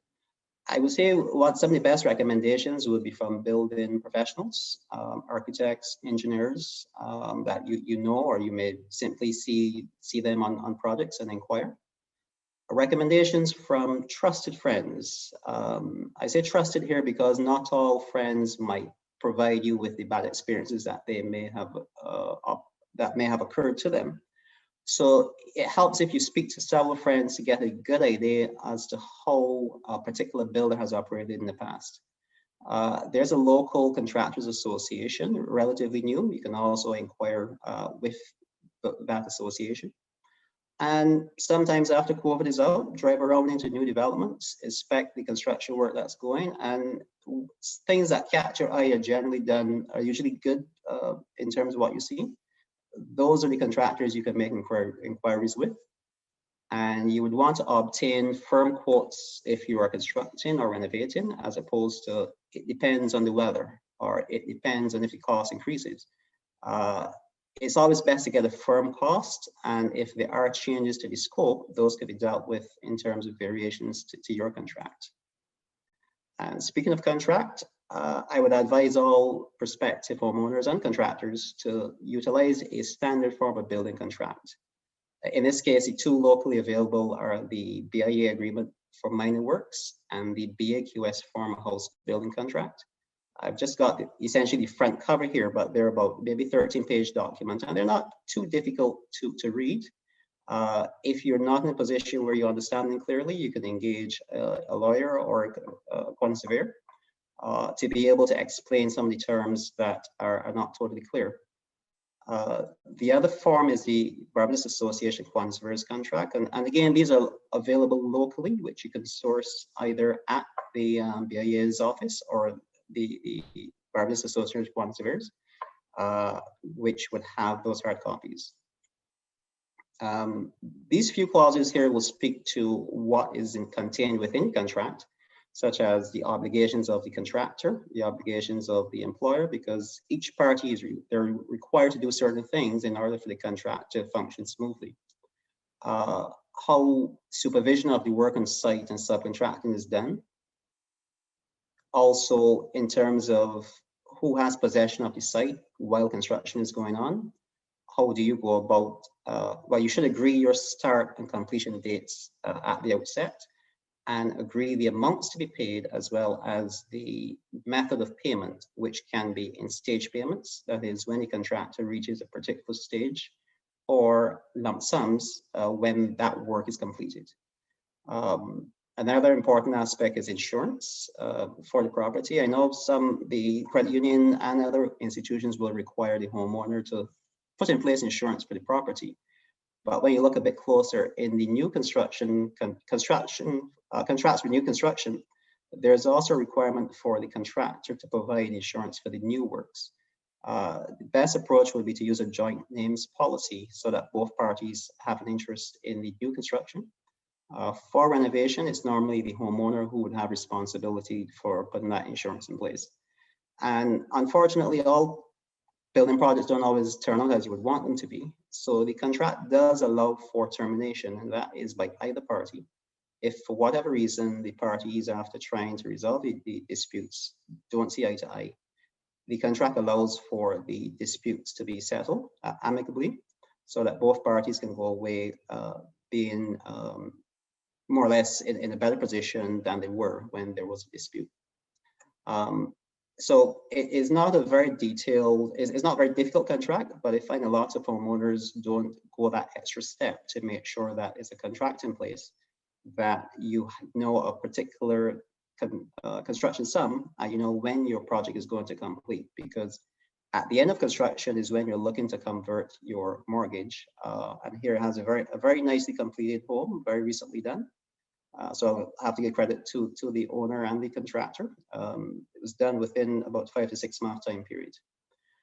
So that in a nutshell is the process of going through from the start to completion of your home. I hope I haven't gone through too quickly, but at the same time have given you a taste of some of the things which you need to do in order to ensure you have a successful project. Thank you. Thank you very much, Keith, for the information. I know that persons have a lot of questions, so I am going to go directly to them. I am going to start with Janelle. Janelle is asking, good evening. If I received a particular idea of the cost of building my home in the drawing phase, and after plans have been submitted, the quote is somewhat higher for whatever reason, what should I do? Do I have my drawings changed? I'm considering just going out and purchasing a ready done home instead. Okay, that sounds a double question there. You first need to establish if there were changes in the design. What happens sometimes after you have initial drawings which are not approved by town planning, and they're then submitted and approved by town planning, there may be a requirement to make changes, whether it's to make sure you have sufficient ventilation in rooms, which might mean an additional window or door, to make sure that the house design is safe and it complies with the planning guidelines. And therefore, if you've asked your contractor to review your cost after those plans are approved, that may account for one of the changes. Dependent on the time frame between when you have gotten the plans approved and your builder is ready to start and he's giving you a new quotation, whether or not there are changes in the material cost. And I would say it would need to be major changes, because we expect things to change, maybe 5% change, but let's say if there's a change of 15 to 20%, that may occur sometime, the builder might want to be reimbursed for that. But I would say you first of all have to have a discussion with the builder if that's a quotation you were speaking about. And the second part of it is you'd have to weigh up the actual purchasing a new home which is completed, whether it's a new home or whether it is one which you have to carry out repairs, versus the construction. The construction period process will generally be, say, 6 to 8 months. Whereas if you purchase a new home, one of the main things is going to be location. Is it in the location that you want? Does it have all of the amenities that you require? Is it custom designed? Is it designed to suit your taste? Because you might then need to carry out renovation work. And lastly, you want to compare the cost of building versus the cost of buying. Is it feasible for you? All right, thank you, Keith. I hope Janelle, your question has been answered. I am going to take one more question from the chat, and then I will go over to persons that have their hands raised. Nisha here is asking, what is the difference between using an architect versus a draftsman to complete plans? Okay, there's an Architects Registration Act which allows either draftsman or well, they're actually called technologists as opposed to just draftsmen, architectural technologists. And it allows either the draftsman or the architect to design a house up to, I think it's now changed to over 5,000 square feet. Cost is one of the factors. The fees for draftsmen tend to be lower than those provided by architects, but at the same time, you must recognize that architects are qualified professional. They have various fees to pay, various overheads of running their office. And you'll get a better design if a house is architecturally designed, which will then help to improve on your quality. The availability is one of the things you would want to consider. And the designs of that particular individual, can they design your dream home? I think those are some of the factors that you want to look at. Thank you very much, Keith. I am going to start with Alicia Pilgrim. Alicia, do you have a question you want to ask Mr. Browne? Hi, Alicia. Hi. Yes. Go ahead. Okay, with reference to the, okay, you showed a list just now detailing construction costs. Is that something you get when you bring in, when you're doing the valuation of the, I guess, the drawing? Yes, when we provide a market valuation report for new construction, we also include an elemental burden of cost with your valuation report. Now, that's only one portion of the market valuation. There is also going to be comparables with other properties, similar properties in and around the surroundings of your property, as well as descriptions of the factors which impact on value. So the elemental breakdown, yes, is provided, and that's only one component of the what's referred to as quantity surveyor's report or market valuation. Okay, so my question then, so that I guess will gauge you, well, okay, this is how much would be estimated should be my electrical, my fittings, and what the case may be. So I can use that then as a gauge to know then basically if the whoever is building the house is within, I guess, the specifications, like making sure that they stay within the range that is on that document that is given to me. Well, one of the first things is the breakdown which we provide is our independent assessments of what we believe the cost will be. You have to also gauge that in terms of how much you qualify for. So let's say if you qualify for an amount that is less than what we've estimated, the disbursements will be based on what we've estimated. And therefore you have to manage the difference within how much you have available to carry out your construction. But yes, it is also a good gauge that you could use for any quotations you get from contractors. And I would say you would want to get maybe 2 to 3 quotations from your preferred contractor. Okay, thanks. And You're your welcome. cost, is your cost a fixed cost or it goes by the valuation amount? Okay, several years ago, we used to do a percentage, which was 0.1% of your total construction costs, which was a very nominal figure.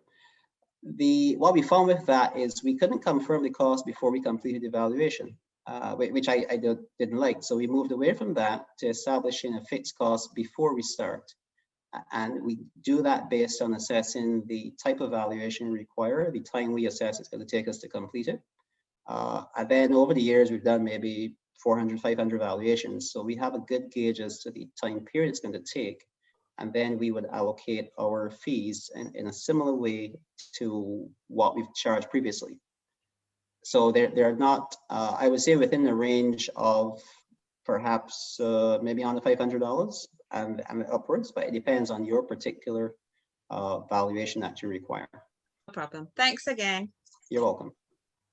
You're welcome, Alicia. I am going to allow, let me see, trying to take them in the order in which they came. Joylyn, sorry. Hi, good night. Do you have a question for Keith?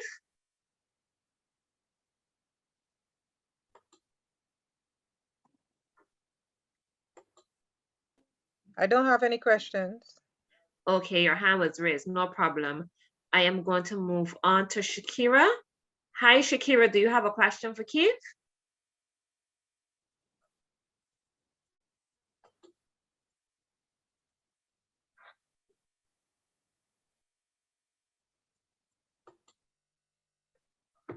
All right, I'm going to one last question from the mic. Shakira, hi, you can hear us? I don't have a question. Okay. Hi. All right, I'm going to take a question from the chat. I have a question here from Ryan. Ryan is asking, is the plot plan for the land usually provided from the seller? What is the difference between one from the seller and the land surveyor's plot? Do I need both? What is the cost like for a plot plan? Okay, well, if you're purchasing land, the seller should provide you with a plot plan. The land surveyor is a person who's going to compile that plot plan for the seller, and they should make that available to you so that you know exactly the size of the land, the actual boundaries where it's located, and so on. The fee for the land surveyor's plot plan, I don't actually know that fee, but again, they use the fee based on time involved to carry out their assessment. So it would be best, and if you're purchasing, I don't think you should be covering the cost of the block plan at this stage.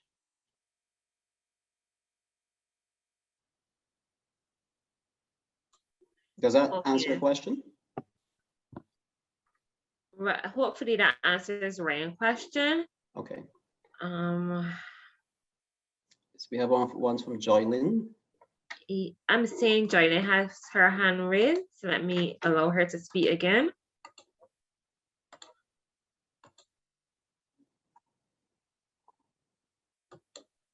I don't know why is that, but I do not have my I do not have a question. No problem.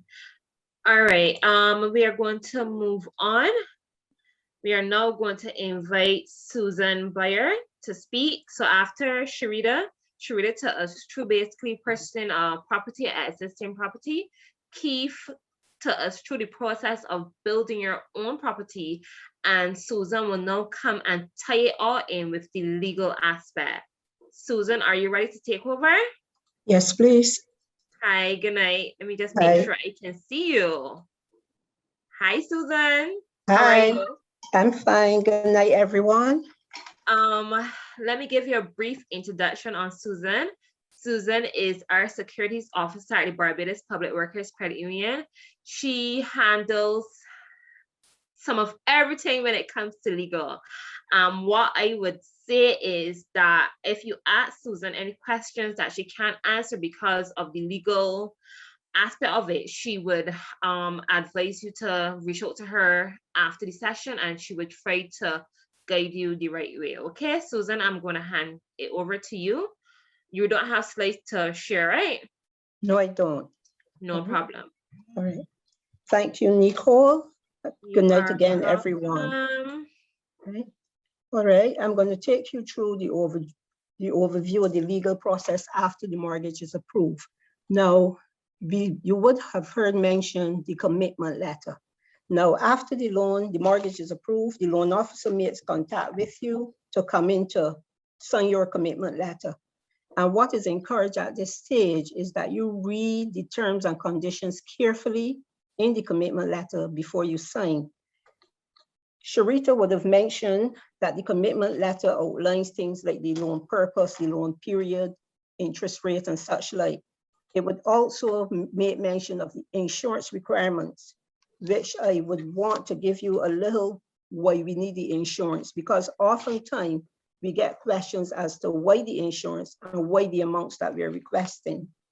Now, for the mortgages, we ask that you have the property insurance, particularly to ensure that your property is covered in the event of fire, burglary, flood, etc. Now, can you imagine not having insurance? It would mean that if your property is destroyed, you will now have to replace a property. You will have no property left, and you'll have to replace the property while maintaining the mortgage payments. That would certainly be a nightmare. So we always ask you to ensure that you have property insurance in place for the mortgages. And a worst case scenario is that if the property is destroyed, what happens is, again, you have to maintain that mortgage. We have situations where the mortgage payment legally, we have situations, for instance, where persons cry out about the premium on the mortgage, on the property insurance. No, and for that reason, they would want to underinsure the property. We discourage you from doing that, because then you will have a negative consequence if you have to make a claim. So primarily, when we look at the valuation, we expect that you deduct the market value of the property, that is the structure. You're going to deduct, we take the full market value, we're going to deduct the land, because land is not insurable, and we expect you to have the property insured for the insurable value, no less, to ensure that you're covered in the case of any of these events. Now, I recognize as well that when you're building, there's the question of the builder's risk insurance. Recently, we had situations, and I want to say a little bit about this. We had situations where we are told that the insurer will only insure the property for building risk insurance to the amount in the builder's estimate.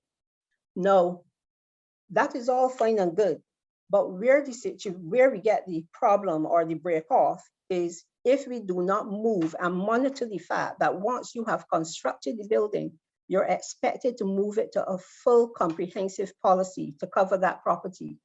Oftentimes, there is a disconnect there. The members would ask, why do I have to pay the builder's risk? It is too expensive. The reason for paying this builder's risk is that if there's any eventuality or anything happening to the property during the building phase, then of course you will be able to recover at that point as well.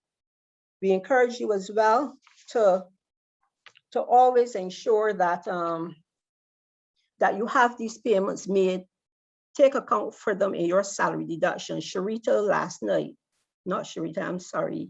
Nikita last night mentioned financial planning. We encourage you to ensure that these deductions are accounted for the insurances whenever you come to the end of the transaction and you're signing out your deduction, that you make sure that you have monies in to pay for these insurances as well. We move on then to the life insurance. We ask for the life insurance. The life insurance is required in the event that if a member should die during the life of the insurance, during the period of the insurance, then the insurance will pay that mortgage off. We imagine that when you have a mortgage, you would want to have that, leave that home as a legacy. You have that home as your dream home. And you would want that if you have your family, they're not displaced. So you would want to have insurance, life insurance in place as well. So whenever you see the commitment letter, apart from these are the things that you're going to see insurances being a major requirement. Sometimes these requirements, the insurance requirements, can delay the process in completing the legal insurance. So we encourage you up front to start to look for these insurances, because more often than not, while we're going through the legal process in the background, there may be an issue of getting these insurances in place. So we encourage you to look for those up front so that there's no delay. You will notice in the commitment letter as well that sometimes we mention that you get the life insurance, especially if you have joint parties applying for the mortgage. We would ask that the insurance be either joint or split. Let me explain the reason for that. If you have the joint insurance, let's say that your mortgage is for, say, $300,000, and each party take the insurance for $300,000. What that means is that if one party died before the other, it will pay the full mortgage off. That is if you can afford to do the full insurance. When we ask for split, it is $150 each, so that once the surviving party can now refinance the mortgage for half of the amount. So again, that will come down to the type of insurance that you require, depending on your circumstances and needs. In terms of getting the insurances, we do have blanket policies that are offered by our sister company, Capital Insurance Brokers. They can sort out that insurance for you. You make the application through the credit union, and we can have that application, the insurance is sorted out for you by our brokers, so that you don't have the stress of going out there. Or if you want a private policy, they can also broker that insurance for you. As it relates to the blanket policies, you heard mentioned earlier that they call it the mortgage creditor or the term life insurance. Now, the blanket arrangement, the facts about these arrangements, they're set up with the intention of offering an insurance option to the public workers members at a preferential rate. The coverage that is required is for the full amount of the loan. It is a term policy. What this actually means is that there's no benefits attached, no gains or benefits attached, other than being there for the mortgage in case of untimely death or in case of destruction. In particular, the life insurance policy, I heard last night a query was made, what type of insurance should you get?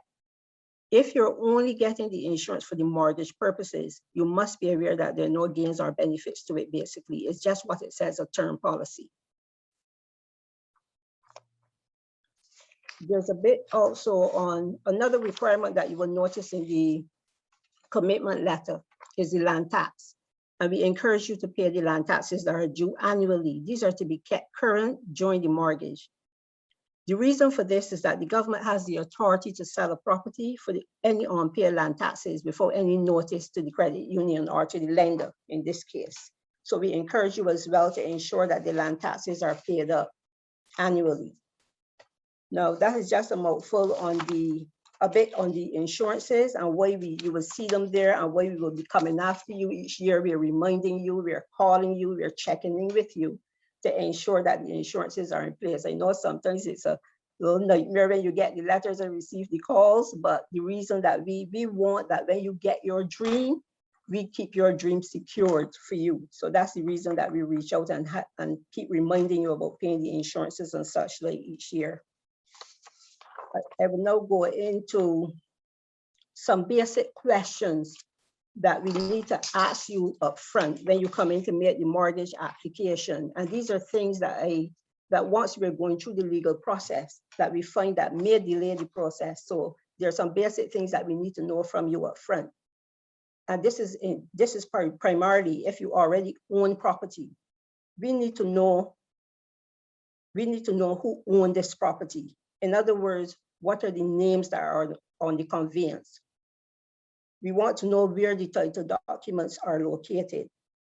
If it is that a third party will be joining in the mortgage, we want to know that the third party, no, let me back up a bit. Sometimes we have a third party offering security for the mortgage. We want that you get permission, not only you get permission from that person in writing, but that person will be willing to sign the security documents as well. So you need to know upfront, again, I'll just go through it again, who owns the property that you're offering as security, where those documents are located, and that all parties that have a legal or beneficial interest in this property are willing to sign on the legal documents. So sometimes we go nicely along with the process and we're eagerly, happy about getting you your new home and such like, but then we get some stumbling blocks with these type of things if we don't know where these things are. Another thing that we need to find out from you up front is your marital status. So, and the only ones that are really recognized legally are whether you're single, married, or divorced. Those are the ones that we recognize legally. Sometimes we get the instructions coming telling us that the persons are separated, which gives a little headache with getting the matter finalized. And I will explain a little more about that as we go down. Now, the thing here, in fact, no, let me say it now. The thing with the persons with the separation, let's put it this way. The parties, let's use a husband and wife that are separated, for instance.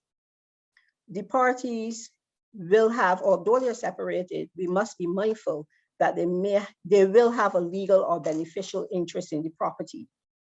So you have to know up front, even though you're estranged, whether the person will be willing to sign on the legal document as a surety.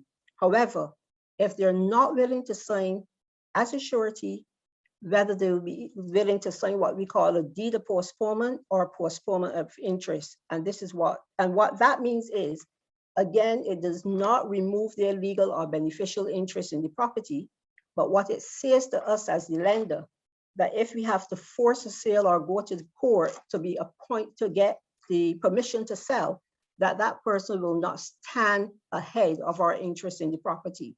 So pretty much they don't have any interest in the loan. They're not signing on it to say that there'll be surety to pay or anything, but they're simply saying, I am aware that the other party is taking a loan with you. And if you have to take any action, I will not stand before that. So I just wanted to make that clear, because oftentimes some persons determine they won't sign the deed of postponement or as we call it, the postponement of interest, because it removes their right to whatever is being offered as security. So I just wanted to get that in as well. So all in all, if it is that you are looking to build on land that you already own, or you're moving forward to own properties as couples, you have to seriously sit down and determine that this is what you are going from start to finish with, that you will be willing to sign the documents at the end of the transaction.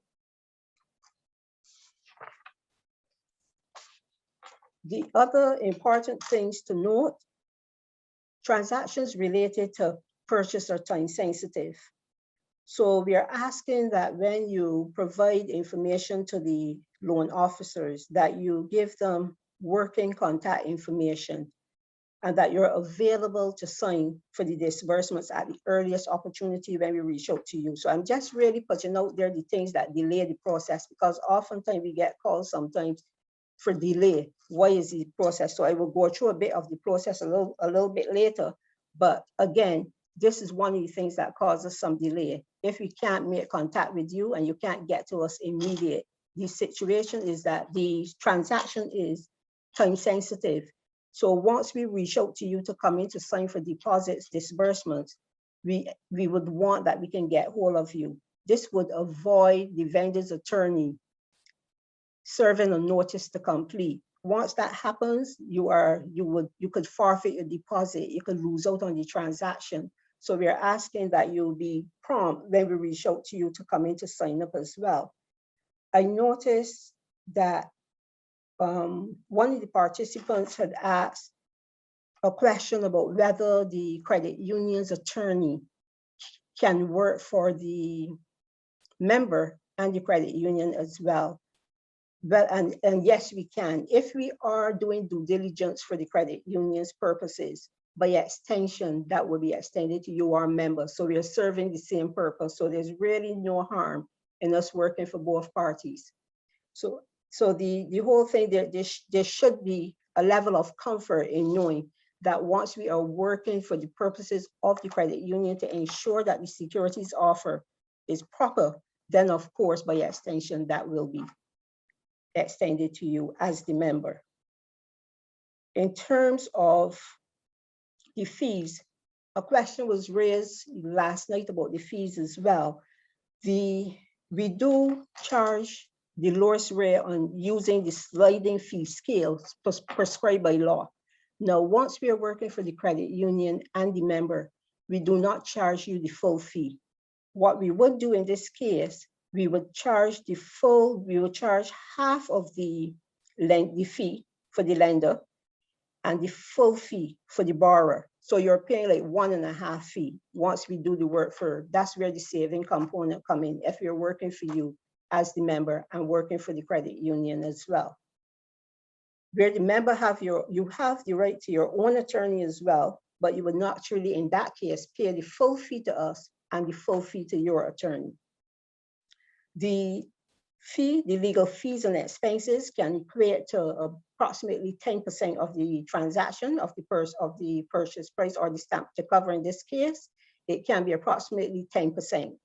If, however, and this is for purchases, if, however, you already own the property and you're offering it as security for your loan, then it works out to approximately 5% or so, the legal fees and the expenses, legal fees and expenses.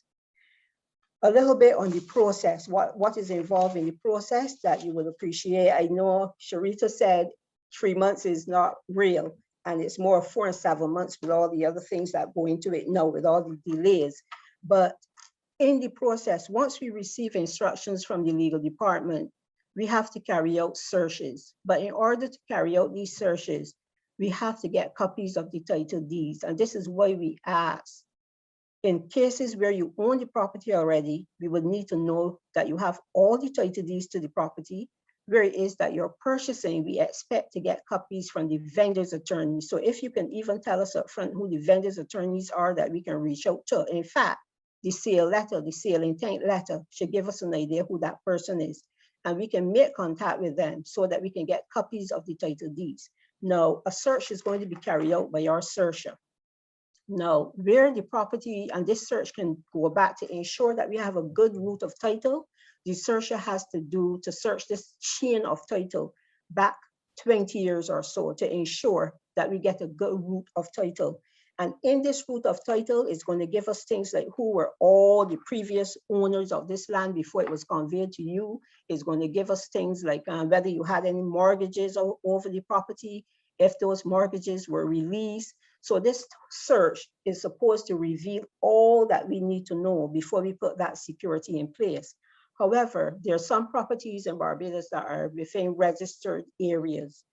And take Kingsland, some properties in St. Philip, those areas are registered. And in that case, we have an official search done by land registry themselves. So rather than the searcher going in and doing that 20 years back search, we have an official search done for those properties that are within registered districts. Now, another search that will be carried out is a judgment search. This is to ensure that the members don't have, that you, the borrower, sorry, don't have any judgments against you in the court of law that may stand ahead of our mortgage or the loan extended to you. So we want to do a judgment search as well in the Supreme Court to ensure that there are no legal judgments against you. So there are two searches that will go out up front. Then we have, as part of the process, requisitions on title. So this is where the attorneys now start to communicate with each other, and we're reaching out to them not only to get copy title deeds, but we're now asking them to, we're going to be asking them some specific questions about the property that we're taking as security, about the property that will now be your dream house. We want to ensure that we ask some really specific questions to ensure that we are getting good title, that you're getting good title as well. So all in all, when this is to re-emphasize the point that when we do work for the credit union and we work for the members as well, we're asking these questions to serve both parties. Then there's the insurance assignments. We have to ensure that the insurances that you're required to get, that they are assigned to the credit, that are interest noted on the insurances that you are required to get as well. So this is, again, something that will be going on in the background, and the sooner that you can get in your applications for the insurance, the better, specifically for the medical insurance. The property insurance comes back fairly quickly. The medical insurance, depending on what is required, the amount of insurance required, there may have to be medical tests and such like being carried out. So from the get-go, get the insurances sorted out and have them assigned to the credit union. We heard earlier about landmarks being pointed out and such like, and ensuring that there are no encroachments. Those are things that that have to happen before we actually close the security or finalize the security for these mortgage matters. Once we get everything, we have all the requisitions on title, we are going to make those requisitions. The attorney going to respond to us to tell us yes, no, depending on if we expect a yes when there's no, it means that it is something that has to be rectified. Those things, if there is something to rectify, you could expect that there will be a delay.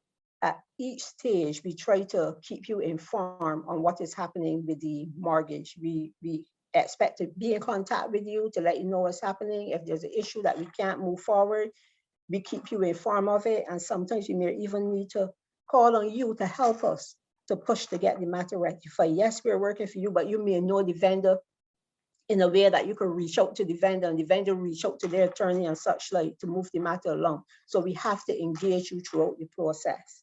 Now, after we put the legal documents in place and everything is, we are satisfied that the title is good, it comes then, there's going to be that request for the funds.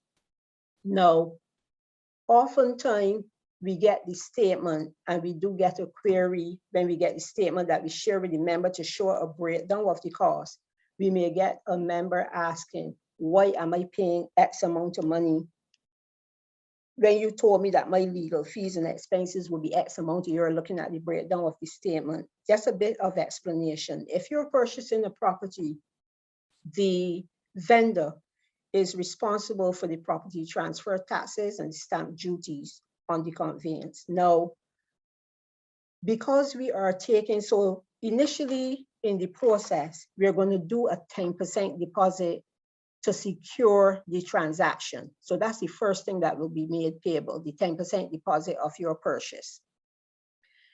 After that is done and the agreement of sale is signed, we are doing the legal work, the searches and such like in the background, and we are preparing the legal documents, and according to the instructions received from the loan officer and what the commitment letter tells us, we are aware of the type of legal document that we have to put in place. Now, at the end of all of that, completion statement comes, you're going to get the completion statement showing us the 10% deposit that was passed. You're going to minus that out to the purchase price, and then you're going to get the residual figure that they need to be paid to the vendor. Because the vendor has got to pay the stamp duty and the property transfer taxes and such like up to the point that the sale would be completed, rather than give us, and we have to do the recording, we the persons that have to record the security, we have to take that money for the transfer taxes, we have to take the monies for the stamp duties. The portion of money that the vendor is supposed to pay will appear on your completion statement. It is not you paying that money, however, it is the vendor paying that money that would be deducted from the balance of the purchase price. When it appears in your statement, it is just saying that rather than we give the vendor's attorney the full check for the balance of the purchase price, and they have to cut a check back to us to pay those things, we just deduct them from the overall cost. And that is why it appears in your statement. I hope that that is clear, because it's a question that oftentimes comes to us when the member receive a breakdown of what they're expected to pay from the transaction to the attorneys. Then it comes the time that we're good on the transaction, we get the check in the legal department, it is now time to close the transaction. And it is there that if you're purchasing the property, we then expect to receive documents when we hand over a check, and we get your bundle of keys, we get your bunch of keys. It is usually a euphoric moment when the members come in and we are handing over now this bunch of keys that were mentioned earlier, along with your utility transfer letters, so you can put in your light and your water and such like in your home. So it's, the process is, we start with the instructions coming, just to wrap up, we start with the instructions coming from the loan officer, along with your commitment letter. And then we go through the process of all our searches and such like. We put your documents in place, we assign your insurances. And once we are satisfied that all is well, we then meet with the attorneys on the other side to transfer documents for keys or vice. Well, yes, in this case, to transfer documents for keys. If it is that you're building your home now, all that is required is once you, in your commitment letter as well, you're going to notice if you're constructing, you're going to see some bridging clauses appearing in your commitment letter. This would outline the stages and the way that we would disperse the fund to bring you from one stage to the next. Now, at the final drawdown, we would ask that you get the compliance certificate and such like from Town and Country Planning Department, so that you bring it into the loans department, that they can do that final disbursement to you. The loan officer share that compliance certificate with us, so that we can then reach out to you to convert your insurance from builder's risk or mortgage indemnity insurance or whatever type you may have during the building process, to a full comprehensive policy to ensure that your property, your dream home, is well protected and covered for property with property insurance. Thank you. That's it from me. Thank you very much, Susan. I have a lot of questions coming in for you. Once again, if you want to ask a question via the mic, just raise your hand and we would unmute you and allow you to speak. So your first question, Susan, is, I had a question that was sent in via email. The question is from Alison Paris. Alison is asking, what should be considered before co-owning a home with a relative? What is required with that arrangement from the lenders?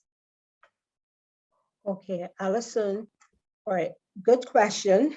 You asked co-owning with a relative. It's a good question. Oftentimes, and Leanne and Glenn can bear me out on this, that to qualify for the amount of money that you want to buy your dream home, you would bring somebody else into the mortgage with you because of the strength of their salary and perhaps age and such like.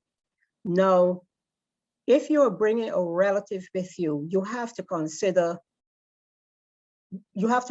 two things.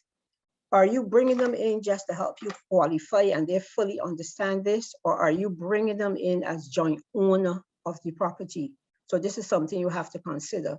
Now, if you are bringing them in only to qualify for your loan, this is where it gets real dicey sometimes.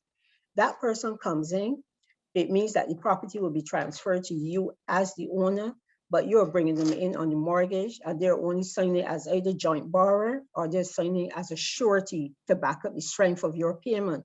Now, if there's a fallout, this is where it gets a little tricky. The person comes in, then your cousin may determine, okay, this is your home. I don't know if you and your cousin will live together for the rest of your lives. Your cousin may decide, no, I want my own thing now, and decide that they want to come out of the mortgage. Now, oftentimes I get the call, I want to take my cousin's name off my mortgage. What do I have to do? And I would respond to you to say, two things. We first have to have you assessed by the loan officer to see if you can actually carry the loan on your own at this stage, but you also need to get independent counsel at that point. We're not going to counsel you in terms of your do's and don'ts. That's it now becomes a personal matter. And this is where we refer you then for independent counsel so that the attorney can advise you and your cousin what are the pros and cons of coming out of the transaction or remaining in the transaction. But it is something you need to consider very carefully before you actually bring that person into the mortgage with you. You have to look at in case there is a fallout. You may get sometimes a response saying that, oh, but I made the payment on my own. The reality is that you may be making that payment on your own via a salary deduction, but you have other outgoings. As long as you have that mortgage over your head for 25, 30 years, you have other outgoings that person may be contributing to indirectly or otherwise. So again, that is something you have to consider, that may not necessarily fly, that all the payment is coming from your salary. I hope I answered your question, Alison. I have a next question here.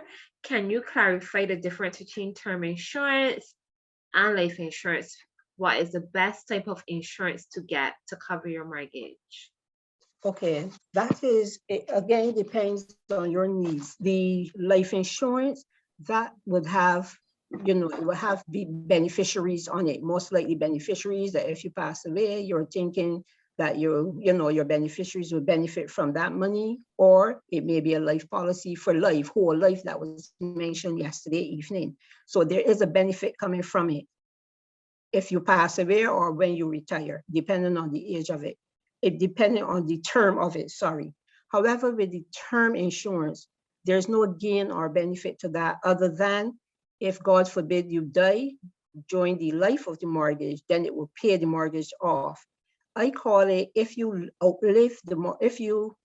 term insurance outlive the mortgage or for the duration of the mortgage and you don't make a claim, then there's pretty much no benefit to it. Does that answer the question? On my side, it does. Okay. I hope it does for the person as well.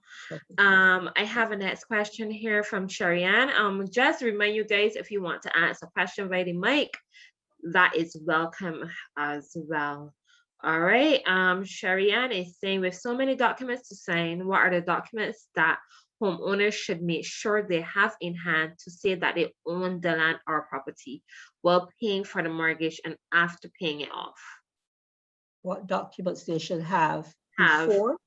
All right, so let me break it down a little more. What documents should the homeowner make sure they have in hand to say that they own the property whilst paying? So like how we hold the title deeds till the mortgage is finished. So yes, I think Sharianne is asking, whilst paying the mortgage, what documents can she still have in her hand to prove she owns the property? And after paying the mortgage, what documents should she make sure she have in her hand after the mortgage is cleared? Okay. Now we will have the original documents for the life of the mortgage, so we can grant you copies of those documents, and of course the conveyance that will show the ownership of the property. So you can have a copy of that for the life of the mortgage. Once the mortgage is paid back, we will release the title documents to you. So again, I would have mentioned before that we get the request copies of the title documents. Now, whatever documents we get, and again, we ensure that it is the correct a good root of title, a good chain of title. So we're going to go back. If it had any mortgages, releases, what have you, all those title documents that we collected from the vendor's attorney, those would all be given back to you at the end of the mortgage. So depending on the number of transactions that went on over the life of that property will be evidenced by the title deeds that we hold for you that will be given back to you at the end of the mortgage. Thank you very much, Susan. I have two questions here, basically answering the same thing as it relates to legal fees. One is asking, can legal fees be included in mortgage? That is a yes. Yes. And Yes, if I use the credit union's lawyer for purchase, will the legal fees be included in mortgage? So that is a yes as well. All right. yes, Hold for me 1 second.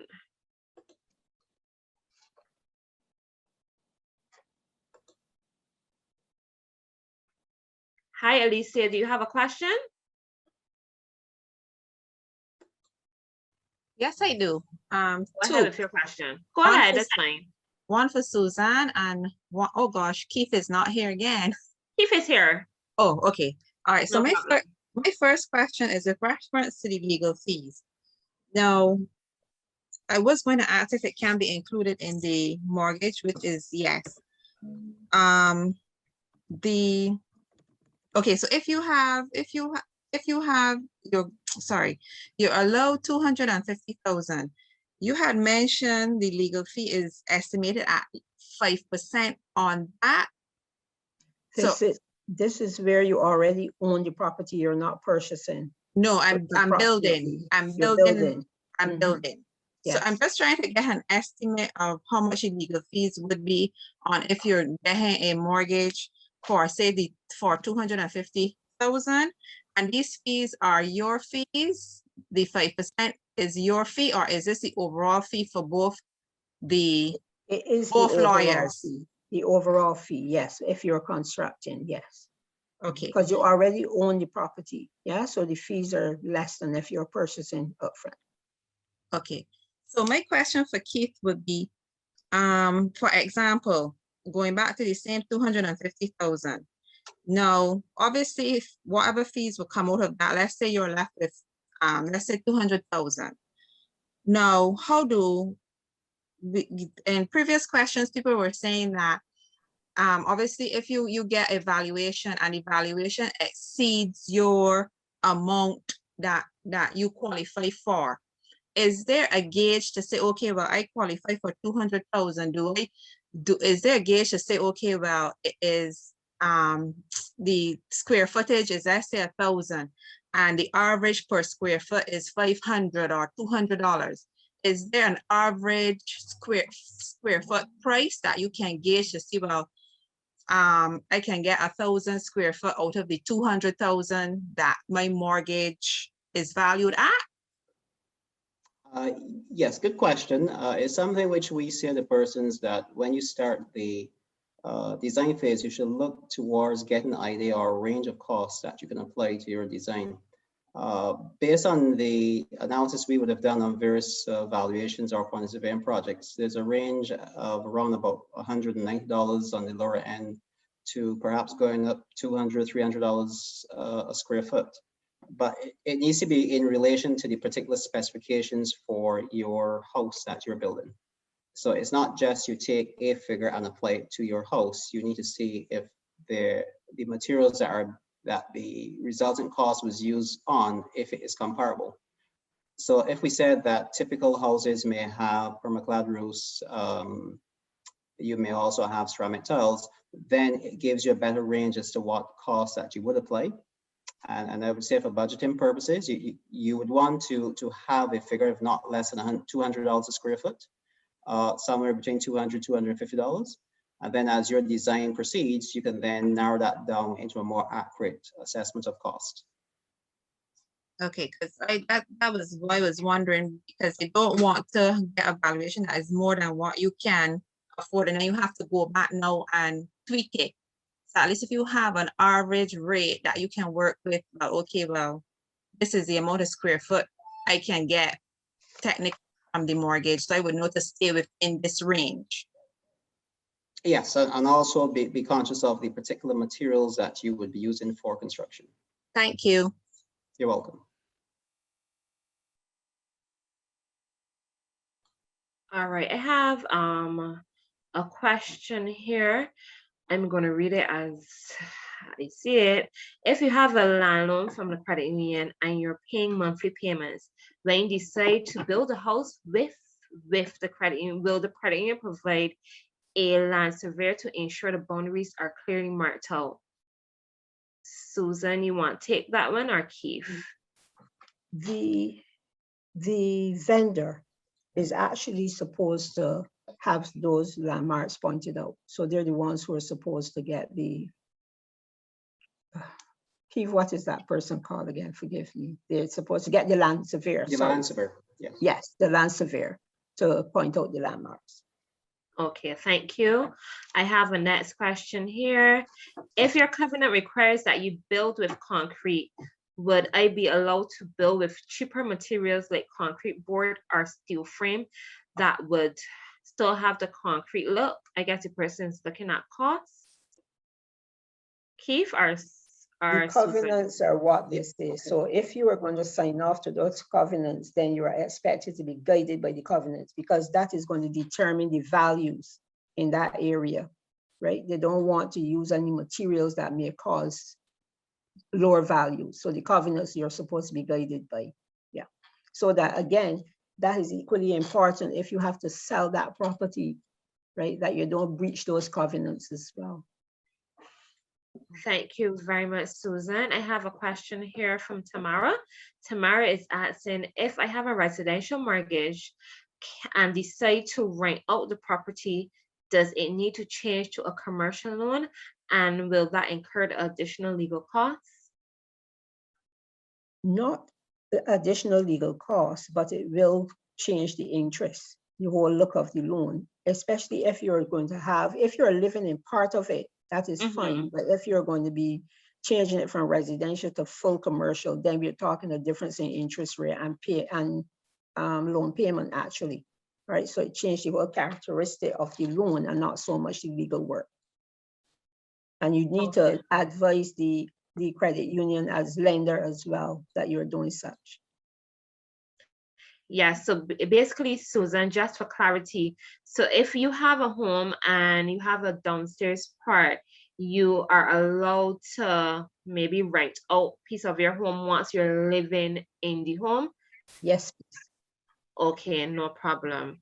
Nicole, go ahead, Gwen. I would also like to add that obviously the insurances would change as the risk involved in a commercial property. So those expenses must be considered. That's right. Thank you very much. Let me go back to persons that have their hands raised. Hi, good night, Nadia. Do you have a question for the panel? Yes, please. I have a question for the panel. Hi, good night. My question is, so I have a land loan with somebody else. You guys consolidate that land loan. I'm just trying to figure out how this works. So you consolidate your land loan to me.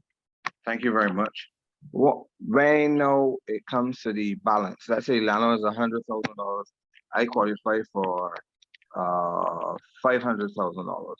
So by qualifying for $500,000 now, does it mean then that the legal fees that I pay or have to pay now are will be on the balance, meaning the 400,000, or will the legal fees be based on the entire fund? It will be based on the entire fund. We're actually doing legal work on a new stamp to cover. We're refinancing that loan upwards, so it would be on the full amount. Okay, that answers. Thank you. You're welcome. All right, I will take one more question. For persons that your questions are not answered, we would address your questions in the full Q&A session. I do not want to lose time because we have one more session, which would be Glenn and Leanne. They're going to basically take you through the mortgage process, the mortgage interview process, questions that will be asked and how you can prepare yourself. That's something very general. All right. So I'm going to take one more question. This is from a Miss Downey. Approximately how long is the waiting time for a first drawdown when constructing a home if the land loan is with the credit union? I am thinking that is for Susan or Glenn or Leanne. Want me to repeat the question, guys? If I am understanding the question correctly, I am thinking that your drawdowns are mainly according to the builder. It depends on how fast along they're moving the project. So that's something that has to be carefully monitored. And I think, let me just refer quickly to the, so we're going to outline the stages of the construction, but we don't have specific timelines identified. So you have to work with your builder to move the project along, because bear in mind that while you're building, while you're getting stage disbursement, you're only paying interest and you're not hitting the mortgages yet, making the mortgage payments yet. So the longer you take for that construction, the longer you'll be paying bridging interest. Yeah, so you're the one who manages that project to move it along with the builder. Okay. Glenn, you have anything else to add there?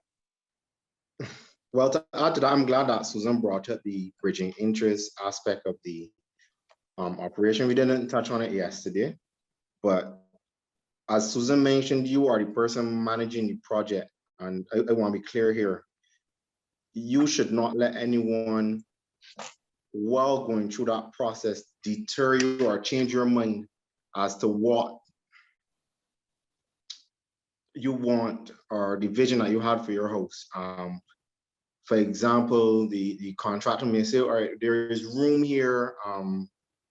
For example, you're building on a slope. So the contractor might say there's room here for us to do, or the square footage would allow you to get an additional room, let's say a storage room, additional cost or very small cost, which is very cheap. That can impact on the length of time your next stage disbursement actually takes. Because if you take money that is budgeted for, let's say phase 1, and you allocate it to something else, when Keith does his report or his reporting, and he comes back and he says, well, phase 1, X amount of dollars were spent, and it isn't matching up with what we expected, then we may have issues where we may have to stall, and get some sort of clarity, or you may have to get in line with what the budgeted has been allocated for. And it may cause us to have to pause and look at that situation. And if that is the case, is that every day that goes by is a cost to you when you're in that bridging phase.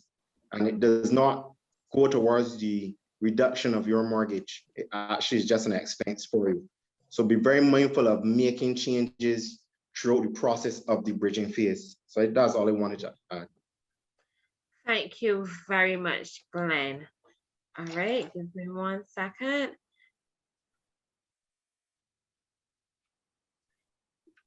All right, I have a next question here from Tamara. When building, is the $800 fee before each drawdown deducted from the mortgage funds, or are these payable out of pocket? I'm not sure which fee she's speaking about. I believe she's speaking about the QS report. Correct. As per the stage disbursement. If she's speaking about that, it is not, I am aware that some commercial banks may allocate for it and draw it down out of their fees in some cases, but it's nothing that we allocate within the mortgage. That coverage is expected to be paid by the member. Okay, no problem. All right, I am going to pause the question and answer segment now. I'm going to move ahead in the interest of time to the mortgage interview. All right, Glenn and Leanne. Before we go there, Nicole, go ahead. I just want to expand on one other thing. Susan would have that's fine. mentioned the release fees on getting back. Sorry, she would have mentioned the release at the end of a mortgage. There's a cost associated with that. I just wanted to add that part. It's not that we automatically just hand it over to you at the end of the process. There's a legal cost associated with that and a legal process, and then you get cost determined. Susan is best to speak to that. Yes, sorry, I didn't mention that, but the legal cost is actually worked on the stamp to cover, and we do charge a minimum of $150 VAT inclusive for the preparation of that release, but then the recording of the release and such like would be based on the stamp to cover. Yeah, and it's usually $2 per 1,000 to record the release document. Yes, please. Thank you very much. Can we stick a pin on the question and answers and move ahead then? Okay. We want to start with Leanne. Hi, Leanne, are you there? Hi, I'm here. You can hear me? I can hear you, but I can't see you. You can't? That's fine. It might be on my end. So can you walk us through? I'm looking to get a mortgage. I already know how much I pre-qualify for. Well, don't let me say I pre-qualify. I already know how much I qualify for. I have my home in mind. I'm going to purchase a property from Greenleaf, for example. All right. What do I go from there? I made the appointment to see you or Glenn. How does the conversation start? Well, when we conduct our mortgage interview, it is a very intimate interview. Of course, it's extensive financing. So we really want to get a true reflection of both the person's financial situation and their current overall environment. So one of the pressing things that we try to find out at the inception of the interview is what is the driving force for you to get this mortgage? So some individuals might just be ready to take that additional step, as Cherita would have mentioned earlier, or other individuals might actually be very pressed for time and it might be a matter of urgency. And the reason we try to find that out up front is to gauge the anxiety of the member for the finality of the transaction. So I would say that's one of the primary instances or the primary information that we try to determine. What is the driving force behind you getting the mortgage? Susan would have alluded to this earlier as well. We would want to know personal information such as the individual's marital status, because it does have implications on how the legal proceedings will continue and to the time sensitivity of the transaction. So we want to know the marital status, and we also are going to look at dependents. Is there anybody who is more or less relying on you for their personal needs and their expenses are more or less covered by you? We would need to get an account of if you have any children, an idea of what the children's ages might be, and account for those expenses as the financing is done generally for a long period of time. And they're going to have increasing expenses depending on the age they're at and what activities they're in and the overall situation. In addition to that, as we would have alluded to yesterday as well, we want to know what your income is versus your expenses so that we can determine what is the best or the ideal figure that would keep you in a financially stable situation. Because at the end of the day, as much as we want to add and help people to get to their financial goals, we also don't want a situation whereby 5 to 10 years down the line, you find yourself in a financially stressful situation. In addition to that, we also look at or engage the person to find out what their credit history was like. So would you have had loans from before? Were you able to successfully commit to your monthly repayments? If you did have any challenges, to just get details as to what those challenges might have been and how you were able to overcome, just so that we can best guide the individual in this level of financing. And that's it for me. I don't know if Glenn has anything to add. Well, I would just sort of sum up what you just said and sort of put it in layman terms. Come to interview with us prepared to answer questions. Some may seem I would say, semi-invasive, but we're really more trying to help rather than harm. As Leanne alluded to, we do not want to put you in a position where you are financially strained a year, 2 years, 5 years, 10 years out of the situation. It's a pretty long relationship that you and I will be building. And we want to know you. We want to get to know you. We want to know your situations. We want to know that at the end of the day, we can help rather than have to tell you, no, we can't help. And you give me, but you give me the mortgage. You know, we want to be able to be always in a helpful position. So we will ask you questions. We will ask you questions about your relationship, as Susan alluded to, regarding to the legal matters. You know, if there is a partner involved, we will ask you probably. It could go. Each interview is not the same, but it could go to a situation where we may ask how long and you and your partner were involved. The conversation is very, very personal. So just come prepared to share and be honest, because the questions that we're asking is not necessary to be malicious in your situation, but we want to know that there's nothing that may pop up that may hinder you from obtaining this mortgage or hinder you in the life of the mortgage. We want to be able to mitigate all the circumstances. So in the interview process is quite in-depth, and we love to have those conversations. And we want you to also share and not necessarily hold back, because it could be more harmful, or if there's something that we, in the analysis, then pops up or we see it, then our way of navigating it or processing or analyzing it may not necessarily end up with the best outcome. But if you are more open up front, we are able to navigate our situation totally different. And I'm just saying that from a point of view where you should think of us as the person arguing on your behalf, putting forward a case for you. So you should be willing to share that information with us. And that's all I would like to add. Thank you very much, Glenn. Me coming into the Barbados Public Workers Credit Union to obtain a mortgage, all right? And I am maybe around 56 years of age. I'm coming in. I'm a career woman. I'm coming in on my own. I'm a bit worried that my repayment period might not be as long as I would like because of my age. What advice would you guys give to this person? Yeah, you want to lead? Sure. So in any instance, you want to find out first and foremost if this person is looking to purchase a property or if they're looking to construct a property, because there are implications in both instances. It's not to say that because you are more senior that you are going to have challenges or that you're not able to attain a mortgage. You just might not be able to attain it in the way that you might have ideally have liked. So we do have some flexibility.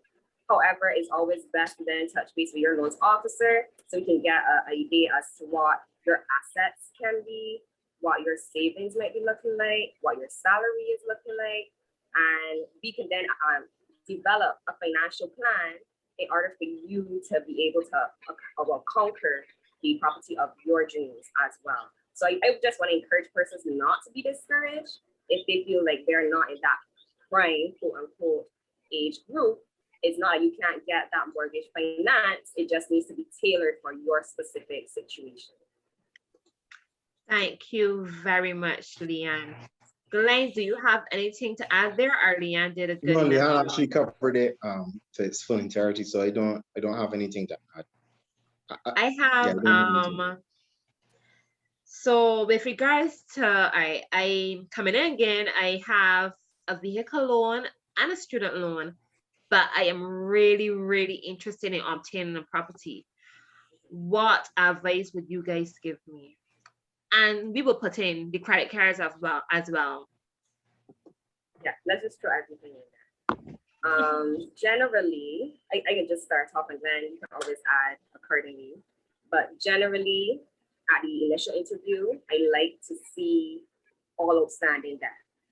Reason being, not only are you going to maintain the mortgage for a long period of time, but also you have those additional costs that Susan would have spoken about again.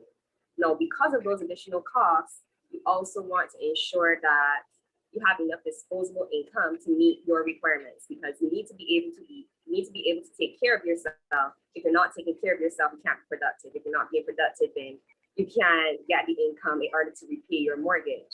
So it's really not a beneficial situation for either party. So if it is that you have debt and you come to us and let's say, worst case scenario, just to be real, you really can't afford the mortgage finance at that time, it's not a no, it's a not no or not exactly in this way. So if you have an idea of the mortgage payment that you feel is ideal for you and that is manageable for you, then go right ahead and show us that you can commit to it.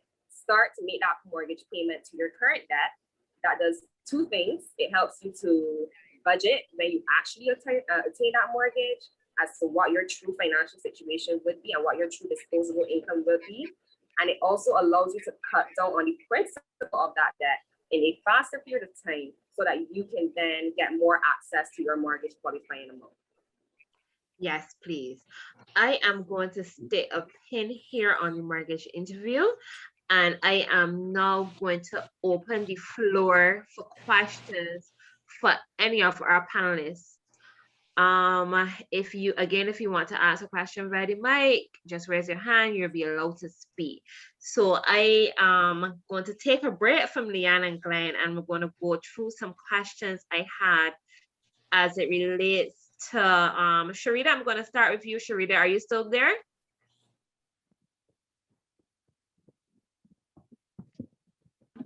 Yes, ma'am, I'm here. Welcome back. I had a question. How is the market in Barbados for rent to own properties? Is that something that really happens in Barbados, or is just a thing in our minds? It does happen, but you find that it's normally an arrangement between landlords and tenants. So a landlord would not give that type of property to an agent and say, help me find this profile to fit what I want to achieve. You find that oftentimes persons are renting and they are able to approach the landlord with that proposition, or they're about to start to rent and approach the landlord with that proposition. So I get a lot of questions about it, but it's not something that I'm given to put out there in the market. Thank you very Add to much, that, Cherita. Nicole, Go ahead, Glenn. I would encourage the members to come and visit us before they make that arrangement. It could be a big letdown. Yes, it could be a bit let down after you've made the arrangement with the landlord to get to own this property, and a whole year passes and you've already paid, for example, we rent of $1,000, $12,000, expecting to get the property, and then you're let down because your finances are not in order, or you didn't plan according to achieve your goal. Yes, please. I have a question here for Mr. Browne. Keith, are you still there?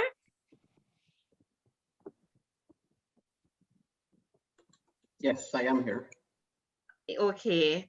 I have a question here saying, why is it essential at every stage that we would need a QS report for a drawdown?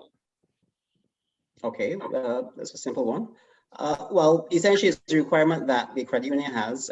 Quite a number of financial institutions also have that requirement, and it is to get an independent assessment that the funds disbursed or to be disbursed are actually being used on the project. So that is one of the requirements. Just to add to what Keith would have said as well, it's a protection mechanism for both the credit union and for the borrower, just to ensure that the funds are being allocated for the stage that it was supposed to be assigned for. So it's a monitoring mechanism to ensure that you don't get to the very final stage and you can't put the roof on, because so many funds would have been consumed at the very first stage ready for the foundation. So it really protects the borrower and the credit union at the same time to ensure that the property at the very minimum will be habitable stage. Thank you very much, Leanne. Susan, I have a question for you. Yes, please. I'm gonna go right ahead. Someone is asking, can you explain mortgage indemnity insurance? Why some banks would opt to use that instead of using life insurance? And maybe some pros and cons, maybe one of each.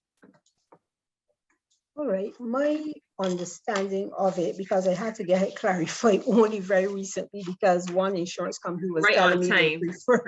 they prefer to offer that rather than the builder's risk. So I sought to have it clarified. And what I am told is that the mortgage indemnity insurance, it covers all the risks there may be during the building phase, basically, and they keep it correspondent to the builder's cost or the builder's estimate, right? That I had a concern with, however, but I'm told that that is what they would offer in the interim. But now I'm hearing that it's sounding like something that becomes permanent, because you're saying that the bank would more take it than a life insurance. And I'm thinking for that reason that, to me, I'm also understanding that it's costly. That was another thing that threw me off a bit, that is a bit costly. But the mortgage indemnity, to my mind, was only supposed to be temporary until they did a full comprehensive policy, and only to cover to the amount that the builder said, the builder's estimate. My concern with that, from my understanding when I spoke to the insurer, to the agent, is that if I extend to you, say $300,000, because I have extended that money for different purposes, the property value and everything is there, all right? However, the builder's estimate says that you only want 200,000, and they're only giving me insurance for 200,000 because that is what the mortgage indemnity is for.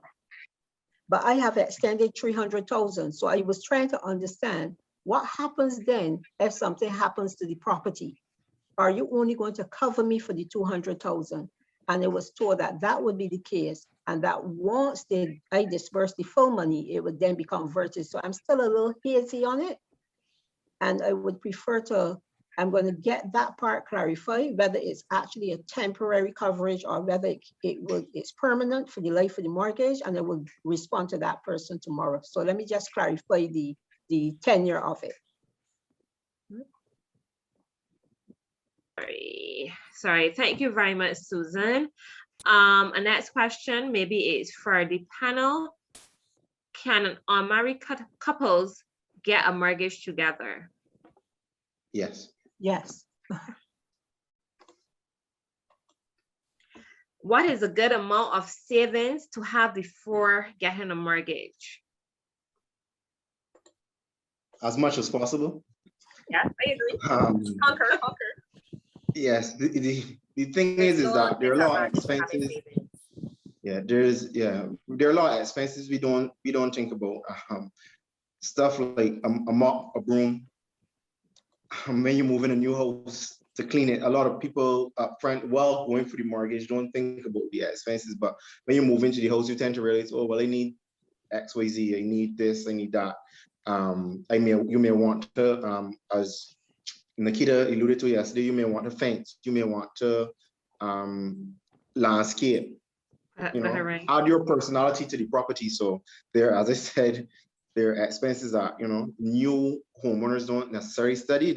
They study the goal of attaining the house, but not necessarily bringing their personality to the house.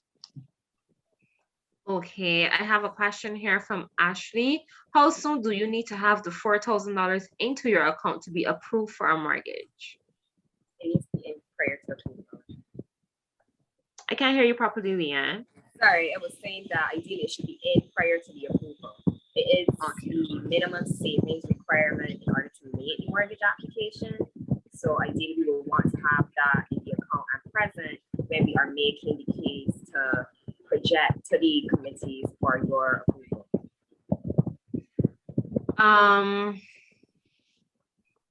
Is the mortgage rate flexible? Susan could better speak to this. The mortgage rate in the commitment or the agreement between us and the member is variable. And I assume that's what they mean by flexible. No, it's not that they negotiate it, but it is a situation should things turn, let's say things have to change in terms of the organization making a decision to raise or lower the interest rate, that allows us to do that. But Susan can more speak to that. I would, our rate is fairly fixed, except for the economy changing the figure. That I would say, our rate hardly moves. So except it be changed by the economic climate, our rate is fairly fixed. And over the years, you will recognize that it was more reduced than increased in any case. All right. Okay, thank you very much. Thanks, Susan. If I'm not a member of the credit union, but I'll be joining soon. This is from Tremaine Jama. How long do I have to be a member before I can obtain or apply for a mortgage? Don't all answer at one time. I guess the reason for the pause is that your membership has to be approved first, before we do or look at granting loan facilities. That process generally takes a few days, but depending, each situation could be unique. So that's why we do not want to necessarily answer with a time frame. But I would say a few days, depending on who you, not who you are, but depending on if there's a concern with the application or the opening of the membership. Okay, thank you. I have a hand raised here by Shannon Ali. Hi, Shannon. Do you still have a question that you need answered?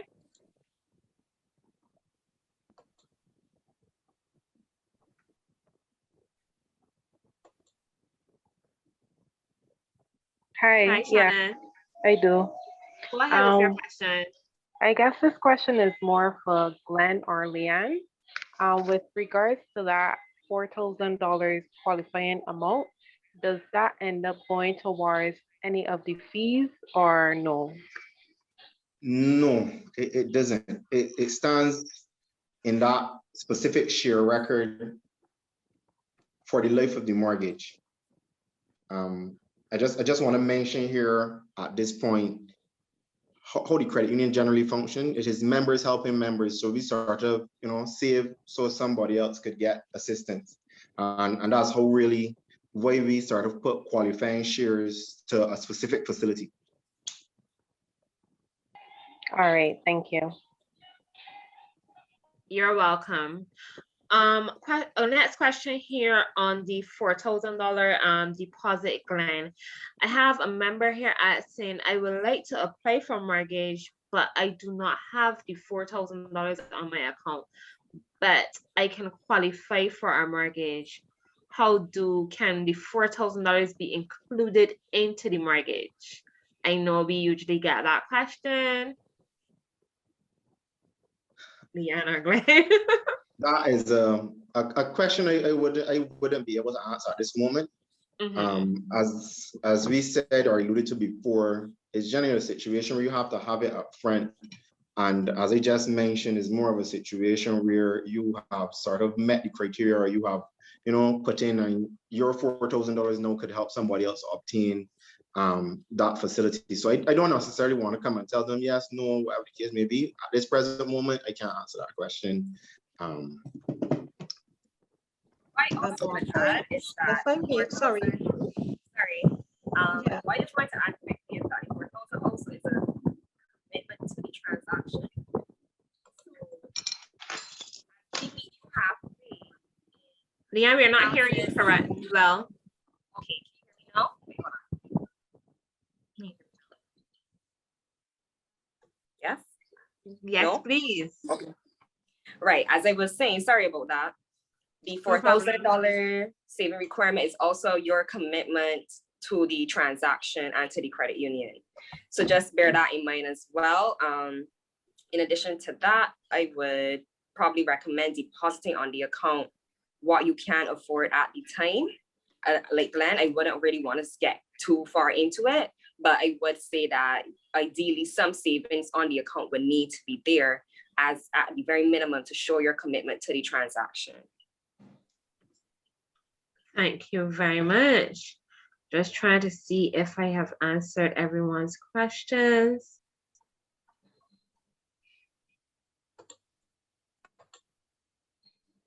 Are there any penalties for early payoff?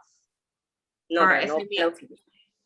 Okay. So no early payoff penalties, no lump sum penalties, no above minimum payment penalties, but there is an interest rebate, which is an annual cashback that each of our borrowers who have any outstanding balances with the credit union actually receive, and it's based on a percentage of how well the credit union would have performed that particular year, and it's rewarded back to you onto your account. So no additional fees outside of the legal fees, but you can benefit from an annual cashback.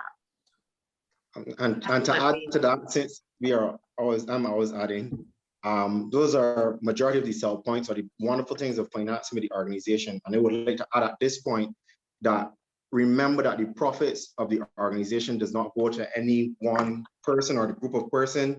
The money is actually put back into the organization so that other persons could be able to borrow money, and also to help the members who are less fortunate.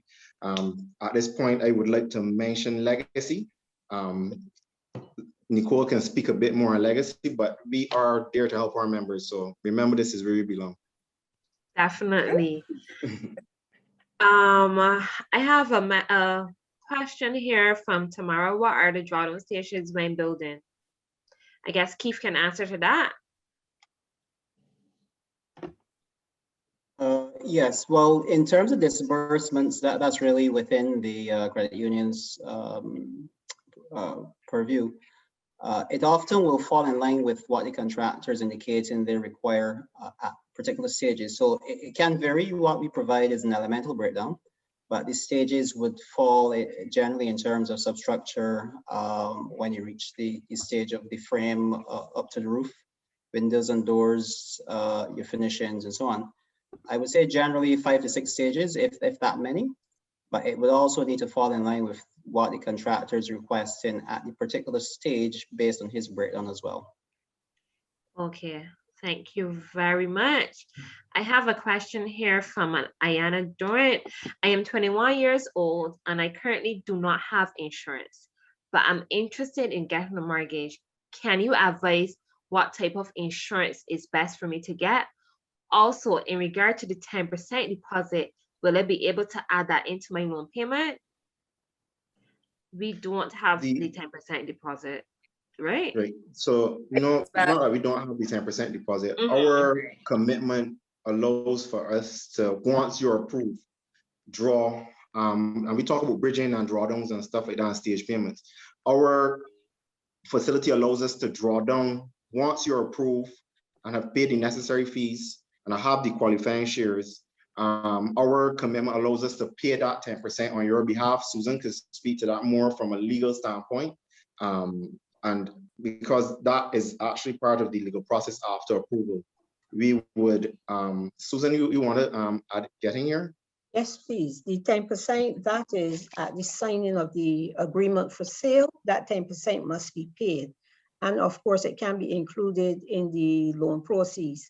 So that's the first thing that we disperse, and that is you will pay interest only on that until the completion. Once the balance of monies are disbursed, only then you start the actual loan payment. So that 10% comes out up front. In fact, in the initial stage of the process. I wanted to answer the query again also when you asked which insurance you should get. And again, this is according to your circumstances and your needs, bearing in mind that the life insurance would have a benefit. Your beneficiaries can benefit from it, or this is money that you can get back at the life once the policy matures. Now, some persons would opt not to assign that to the mortgage if you have little ones that you would want to leave monies for. However, if that's not the interest, and you're just interested in paying for term insurance that may be a bit cheaper, maybe because your insurance premiums, this is something that you have to weigh up and discuss with the agent, the insurance agent, in terms of your age, in terms of whether you have any medical conditions. You will have to determine then, given cost, if you would take the life insurance that have a benefit to it, that you can get some sort of money coming back from it, or will you take that policy and assign it to your mortgage, that in case of your untimely death, then it pays the mortgage. It may mean that your beneficiary is left with nothing. So the whole thing comes down to cost when you discuss it with your agent, what you can afford and what you really need as it relates to your circumstances. Some persons, again, just to clarify a little further, you may have a life insurance policy, you may have a child, you decide, look, I'm not going to tie this up to my mortgage. Let me leave this $100,000 to take care of my child. Let me go get separate insurance just to take care of the mortgage. And that's when it becomes term insurance. And again, there's absolutely no gain or benefit to that other than paying off the mortgage in case of your untimely death. Susan, I know there's a situation, and I think there's a good chance to bring this up. Me and you would have recently dealt with a situation of this, and this is a signing an existing life insurance policy where the person would have had a beneficiary. I'm not sure if you recall. I don't, the person, just remind me, the person, Right, so the person had a beneficiary noted. Oh, yes, I remember. Okay, now, originally we took policies, it had to be to the estate and not to a beneficiary. In more recent years, sorry, once that beneficiary is deemed as revocable on that policy, we can still take the policy with the beneficiary, but that person, you must take revocable on the policy, meaning that that beneficiary will not stand ahead of us if we had to cash in on that policy. Is that what you're referring to, Glenn, that I had to clarify? Yes, thank you. Okay, you're welcome. All right, I have a question here for Keith. Keith, Liana is asking, is Town Country planning approval required for a security wall? Must this be shown under approved plans? Okay, well, that's a design issue, but I can comment on it in that the wall needs to be set at a certain distance from the boundary. And indeed, town planning would want to make sure that that is the case. So normally it is shown, although if you want to get your compliance in terms of you built your house, you want to move in, and if the plan is not shown there at the point in time when you want to construct it, you should seek approval from Town and Country Planning again. Thank you very much. You're welcome. I am going to take 2 more questions and then I'm going to wrap up. But before I wrap up, I have 2 presentations to share as it relates to land and house packages. Some will be land only and some will be house and land.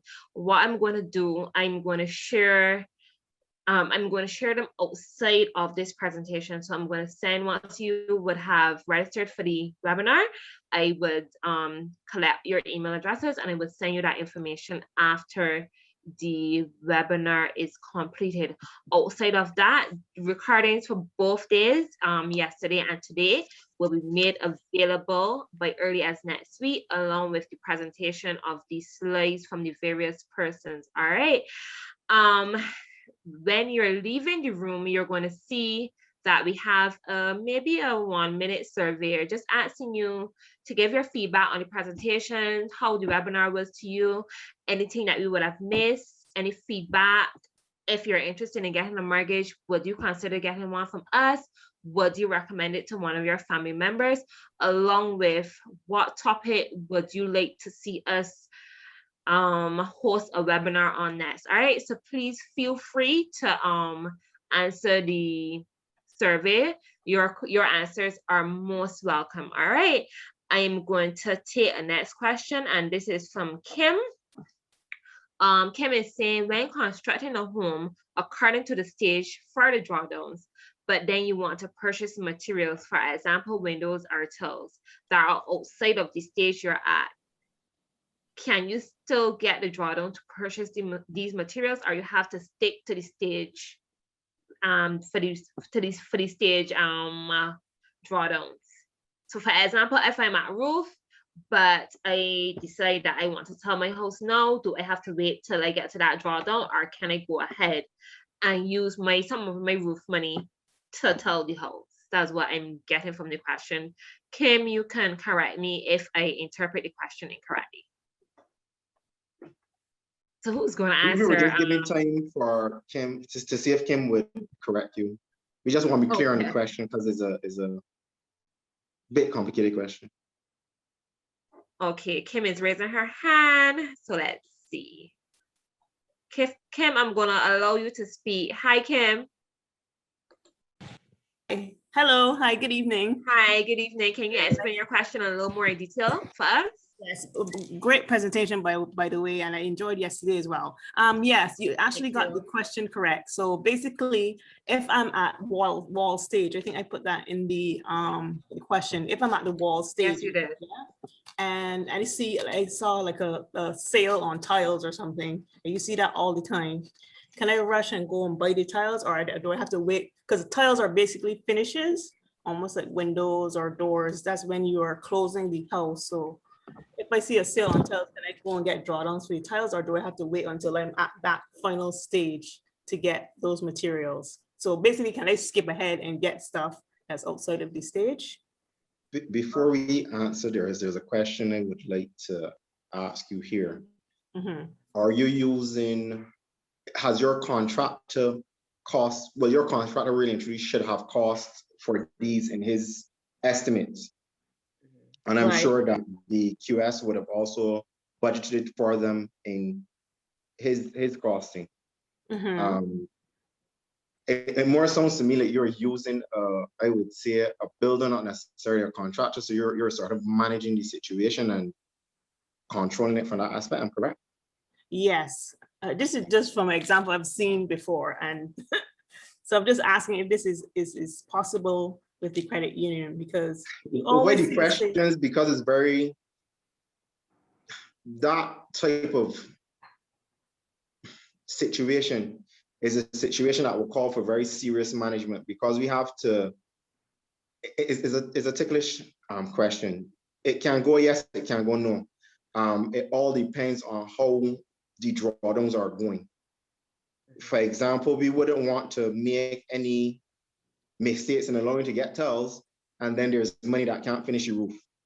And I'm sure that you would choose to continue to stay in your position if you're renting and not going in a house with an unfinished roof. That's true, yeah. Yeah, so it's a situation where we have to manage that very carefully, and everyone's situation is unique. So I don't want to say yes, I don't want to say no either.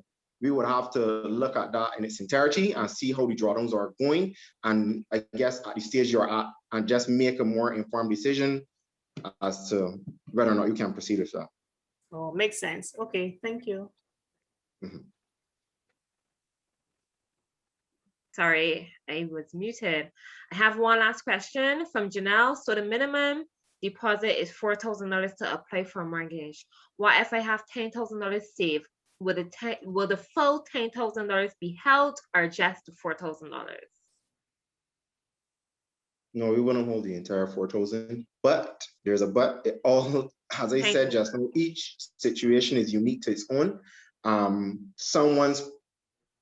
Two people may have a similar situation, but one person we may have to hold the 10,000. The other person we may not have to. So generally, is not held. Thank you very much, Glenn. My last questions usually don't be my last question, so apologize. We are well aware, Nicole. Yes, I'm just trying to make sure. I am just trying to make sure that everyone leaves with all their questions answered, or to a certain extent. All right, so bear with me, guys. Sure. I have something here from Jamar. He's saying a question for Glenn. If both parties already have loans, would this make it difficult for them to get a mortgage? I am assuming maybe he's thinking together. Jamar, you can always raise your hand if you want to give us further insight into your question. Glenn, Leanne. Oh, I was waiting to see if Jamar raised his hand. Sorry about that. Sorry. Yes, he did raise his hand. You were good. We're coming to you, Jamar. Just give us a second. Hi, Jamar. Good night. Good night. Hi, you want to go ahead with your questions here? Yes, please. My question is for basically for if we are coming together to the loan. If both persons already have existing loans, how difficult it would be. Jamar, I don't want to say that there's a difficulty to it, but I would say that we have to consider all expenses in the situation. It can be a negative outcome or it can be a positive outcome, but it all depends on the analysis. So I would advise you to put together those debts and expenses. And as Nikita alluded to yesterday, just plan and everything, savings, expenses, insurances, so on. Just put together those figures, and you can come to us, and we can work out whether or not you will be in a positive position at the end, or by the time you apply for the mortgage. Okay, thank you. Yes. Glenn, do you want always also adding that the possibility of doing the debt consolidation may be there is that possibility. So that's why I said, because we can't necessarily the loans are very complicated in some situations. So I can't go into everything here. So that's why we would have offered this solution to come into the office, because Leanne mentioned it yesterday. We can look at doing debt consolidations, a mixture of, there's also situations, this is not something that I recommend, and I want to speak to this here. I do not recommend including small debts. I do not recommend including debts in mortgages, period. For the simple fact, for example, a car, if you think about it, you are a car loan length of tenor for a car loan is averagely, it could range between 5 to 10 years. If you put that car in a mortgage and think about it, you're putting, let's say $35,000 in a mortgage for 30 years. Generally, if you look at the interest that you bear over that 30 years, you could have bought that car twice, probably even 3 times throughout your life in mortgage. So I do not recommend putting that. It is for us a last resort to help, but it's not a recommendation or the first choice. So if you have small debts now, $2,000, $5,000 debts, I would tell you try to what we call avalanche that debt, attack that debt aggressively, so that by the time your mortgage starts, you will not have it, and it's no consideration for us to put it in. And some people have very small balances. They may have a car loan that they owe $4,000 on, and the monthly payment is $700. It wouldn't really make sense to put that into a mortgage when you're about to finish that few months from now, versus putting that over 30 years. Thank you very much, Glenn. Hi, Mali, do you want to answer your question via the mic?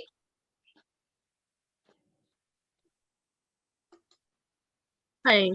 Yeah, you can hear me? Yes, we can. You can go ahead with your question. Yeah, so I hear when you guys said that you don't need to be married to get a mortgage with a partner, but I was wondering if it was easier, or if there are any particular benefits when you are married compared to when you're not married to the partner.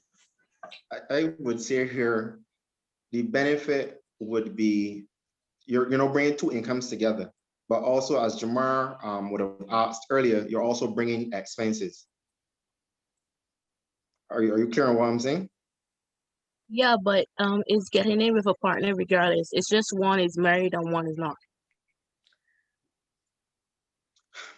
It's not necessarily a benefit, and Susan would have, I think Susan touched on it, we would have touched on it yesterday. You have to be very careful of who you choose to be in that facility with. It's easy to get involved or into a mortgage, but then it can affect you. You get separated, you have to get permission, the person doesn't want to give you permission. There are complications that Susan could tell you that stall mortgage facility for some time, that frustrates you and you may not go forward. So that is something that you yourself will have to put a lot of thought into. As I said, you bring expenses, you bring the additional income, and then for sure you have to be sure that it's something you want to do, whether it be a family member, a spouse, a friend, a cousin. You have to give it some thought. Okay, all right. Thank you very much. You're welcome.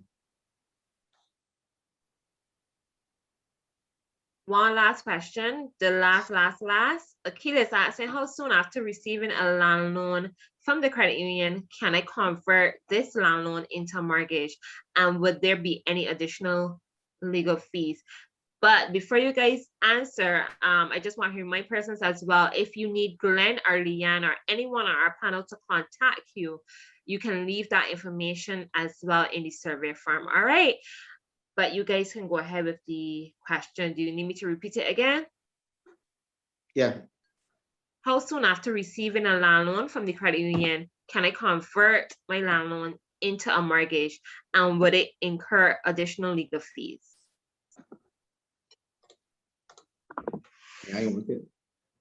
Sure, I can go, but Susan, I'm going to ask for your assistance at the end regarding the legal fees. I know that you will incur legal fees for us transitioning to the mortgage. With respect to the timeline, once the land purchase has been completed, there's really no set timeline as to when you can come and transfer into the mortgage. I know some persons take that option because the land transaction might be time sensitive. They might need to get the approval for the land within a month or two. And for that purpose, they might opt to do the land loan first and then ultimately do the mortgage afterwards. What I would say, and to bear in mind, is that your mortgage qualifying will more or less be a combination of both the amount that is allocated to purchase the land and then the balance that's remaining to purchase or to build the structure, sorry.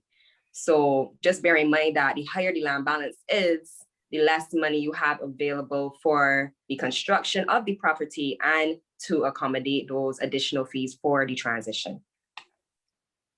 I would like to add also that we, and Cherita could add to this, there may be situations that are time sensitive, so persons don't generally have the time to plan or design their house or whatever the case may be, and they just know they want to secure this particular lot or a parcel of land.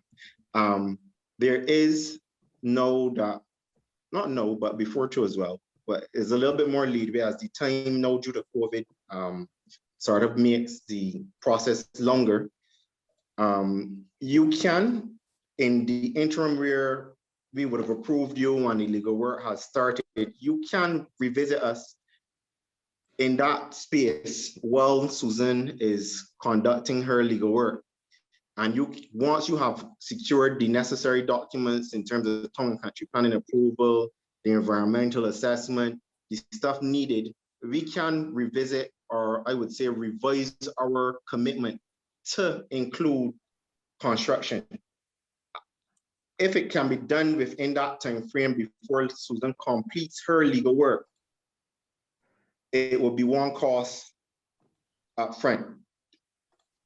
If it cannot be, then it would be, whereas Leanne alluded to, that you would pay legal fees for the land loan, and then you would pay legal fees for us revising, or not revising, sorry, I just use that. I revise the commitment, but us not revising the mortgage. So I want to be clear, it's two separate things. You're there? The person is there, Nicole? I am not. No, well, hopefully you answered the question, because I just want to I'm make not sure they seeing. had some understanding. Yes, but if Glenn did not answer the question, you can always just raise your hand.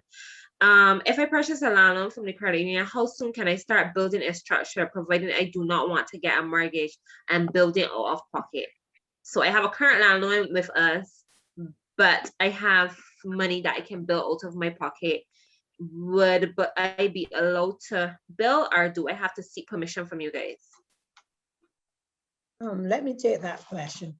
What is important to us is that you get land, you first get town and country planning approval. That is what is important.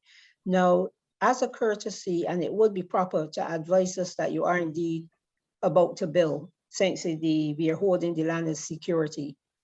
My response to you in this instance would be that we would want you can share with us the approval from town and country planning for a file, so that we are sure that what you're building on the land that is held by us is within, you have permission to build it there. That is not, we don't want a situation where you put it up and then God forbid, it has to be knocked down. So we will want that you, as a formality, you let us know that you are about to build, and of course, share the town and country plan and approval with us. Thank you very much, Susan. And that ends my question and answer segment. I can see Cherita smiling. Are you sure? I'm definitely sure, unless someone raises their hand or put a question in the box, then we're going to definitely answer it. All right. I want to thank everyone for being here. Riley, this ride with us. I know it was a long ride, but I know definitely that the information was very valuable. Usually we will have an in-person event where Keith, Cherita, and the whole team come and answer your questions, present. You also would have maybe NHC there at our Belmont Road branch, Greenleaf, and a whole other, maybe a lot of other persons. But because of COVID, we are here in the virtual world. And I really think for the past 2 days, we definitely did a good job. So please, please, I'm begging you to give us your feedback as we look to make webinars more frequently. I do not want to commit to every month, but I can hear you, Glenn, I can hear you. But give us your feedback. Anyone has any last remarks? Want to say thank you. It was very good to interact with the persons and hear their questions and their queries, and to just provide more information that they might not have had access to, or to give clarity on things that they were unclear on and maybe weren't able to get the queries rectified. And also to listen to all of the guest speakers. I too learned a lot from the 2-day sessions. So thank you to everyone who would have participated. Thank you very much. Glenn? Leanne pretty much covered everything. I'm glad I was given the opportunity to share my knowledge with our membership. And I am an approachable person. I may not look that way while I'm out, but you're free to ask me a question at any point in time. I love to, anybody who knows me knows that I love to share my knowledge. So, and I love helping our members. So reach out to us. We are here for you. Yes. Cherita, do you have any ending remarks? Yes. I want to say in closing, and you raised your hand. I'm polite. I want to say very informative. Panelists, great job. I learned from you too. Knowledge is power, folks. But one thing I want to really drive home to you, especially in our Bajan culture, whatever you choose to do, whether it's buying land, building, buying old house, renovating, buying new house, do it your way. We have been very society driven. We often want to keep up with the Joneses. What my mother can think if I do this. Listen, sit down, look at your pocket, look at what you feel comfortable with, and do it your way. That's the best advice I could give you. Thank you very much, Cherita. Keith, I'm coming to you. Do you have any closing remarks? Yes, I do. Just want to thank everyone, the entire team here. It's been a very informative webinar. And I think for first-time homeowners, you shouldn't be afraid to find out how you go about the process within Barbados as well as outside of Barbados, because YouTube, the internet is there. And that's a very good way of actually finding out how to do things. You don't want to learn by mistake if you can avoid it. I think persons who attended the webinar, I think it's going to be very informative for them, and I would expect that your offices will be very busy over the next couple of days. Yes, it's starting from today, actually. Yeah, which is very good. The more information persons can get before they start the process, the better, because you can then take that information and decide whether or not the design you want is what you can afford, or whether or not you're going to be purchasing land in a location that you don't necessarily love, but you want to be there because someone else lives in the area. Because it's a lifetime investment.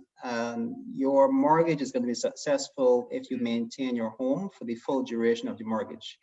So you need to take account of maintenance, which is very important. And if the stage arises that you choose to get a different house, your house will improve in value if you maintain it well. So that's all I have to say, and thank you everyone for listening. Thank you very much, Keith. I'm going to hand over now to Susan. Thank Hi, you. Susan. Well, I didn't introduce myself properly when we started. I got right into it. But I must say Apologies that on my end. I've had a wonderful 2 days with the panel. And having been a credit unionist for the past 33 years, I must say that I am passionate being part of the movement, the credit union movement, a movement that helped people to achieve their dreams, to get that dream house. And I know you mentioned as well the land purchase, that you're going to be bringing something on land purchase. And I need to jump in here to say to our members that we have a life protection, life saving plan that offers, that's an insurance plan that the credit union pays on behalf of our members. So when you go to purchase that land, let's say it's $100,000 or more, we are going to, the credit union covers the first $100,000 under that life protection, life saving plans for our members. Now, you will notice that if you're buying land above that 100,000, however, we ask you to bring in an insurance policy for the excess. One may ask, how come I need to bring in that insurance policy for a land loan? The reason, the thought process behind it is that we recognize that when you purchase a piece of the rock, more often than not, you want to leave it as a legacy for your family. So once we pay the $100,000 on your behalf, the first $100,000 in case of in case there's your untimely death, then the additional policy is expected to cover the residual that piece of land can be left as a legacy for your children, your loved ones. All right, so that's an added benefit to being a credit union member. Thank you. Thank you very much, Susan. I am going to say that it is now 9:36, and we definitely had a successful 2 days. I am having a hard time saying goodbye, but I'm tired. So I am going to just say thank you very much. Owning a home is rewarding.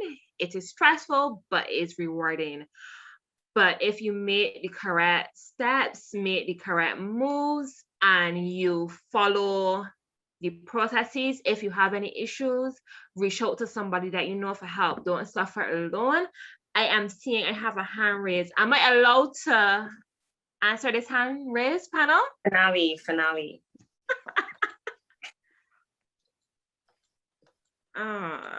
Let's see. Hi, good night. I guess that was, I'm not sure what happened there. But as I was saying, that owning a home is basically great once you do the right things and you make it happen. All right. Thank you very much for being here. It was a long ride. And if you have any questions, feel free to reach out to any of us. We are always here, willing and ready to assist. And always remember, this is where you belong. All right. So I'm going to end the webinar. Thank you very, very much. Thank you very much. Have a good night, everyone. Thank you. Have a good night. Good night. Bye-bye. Bye.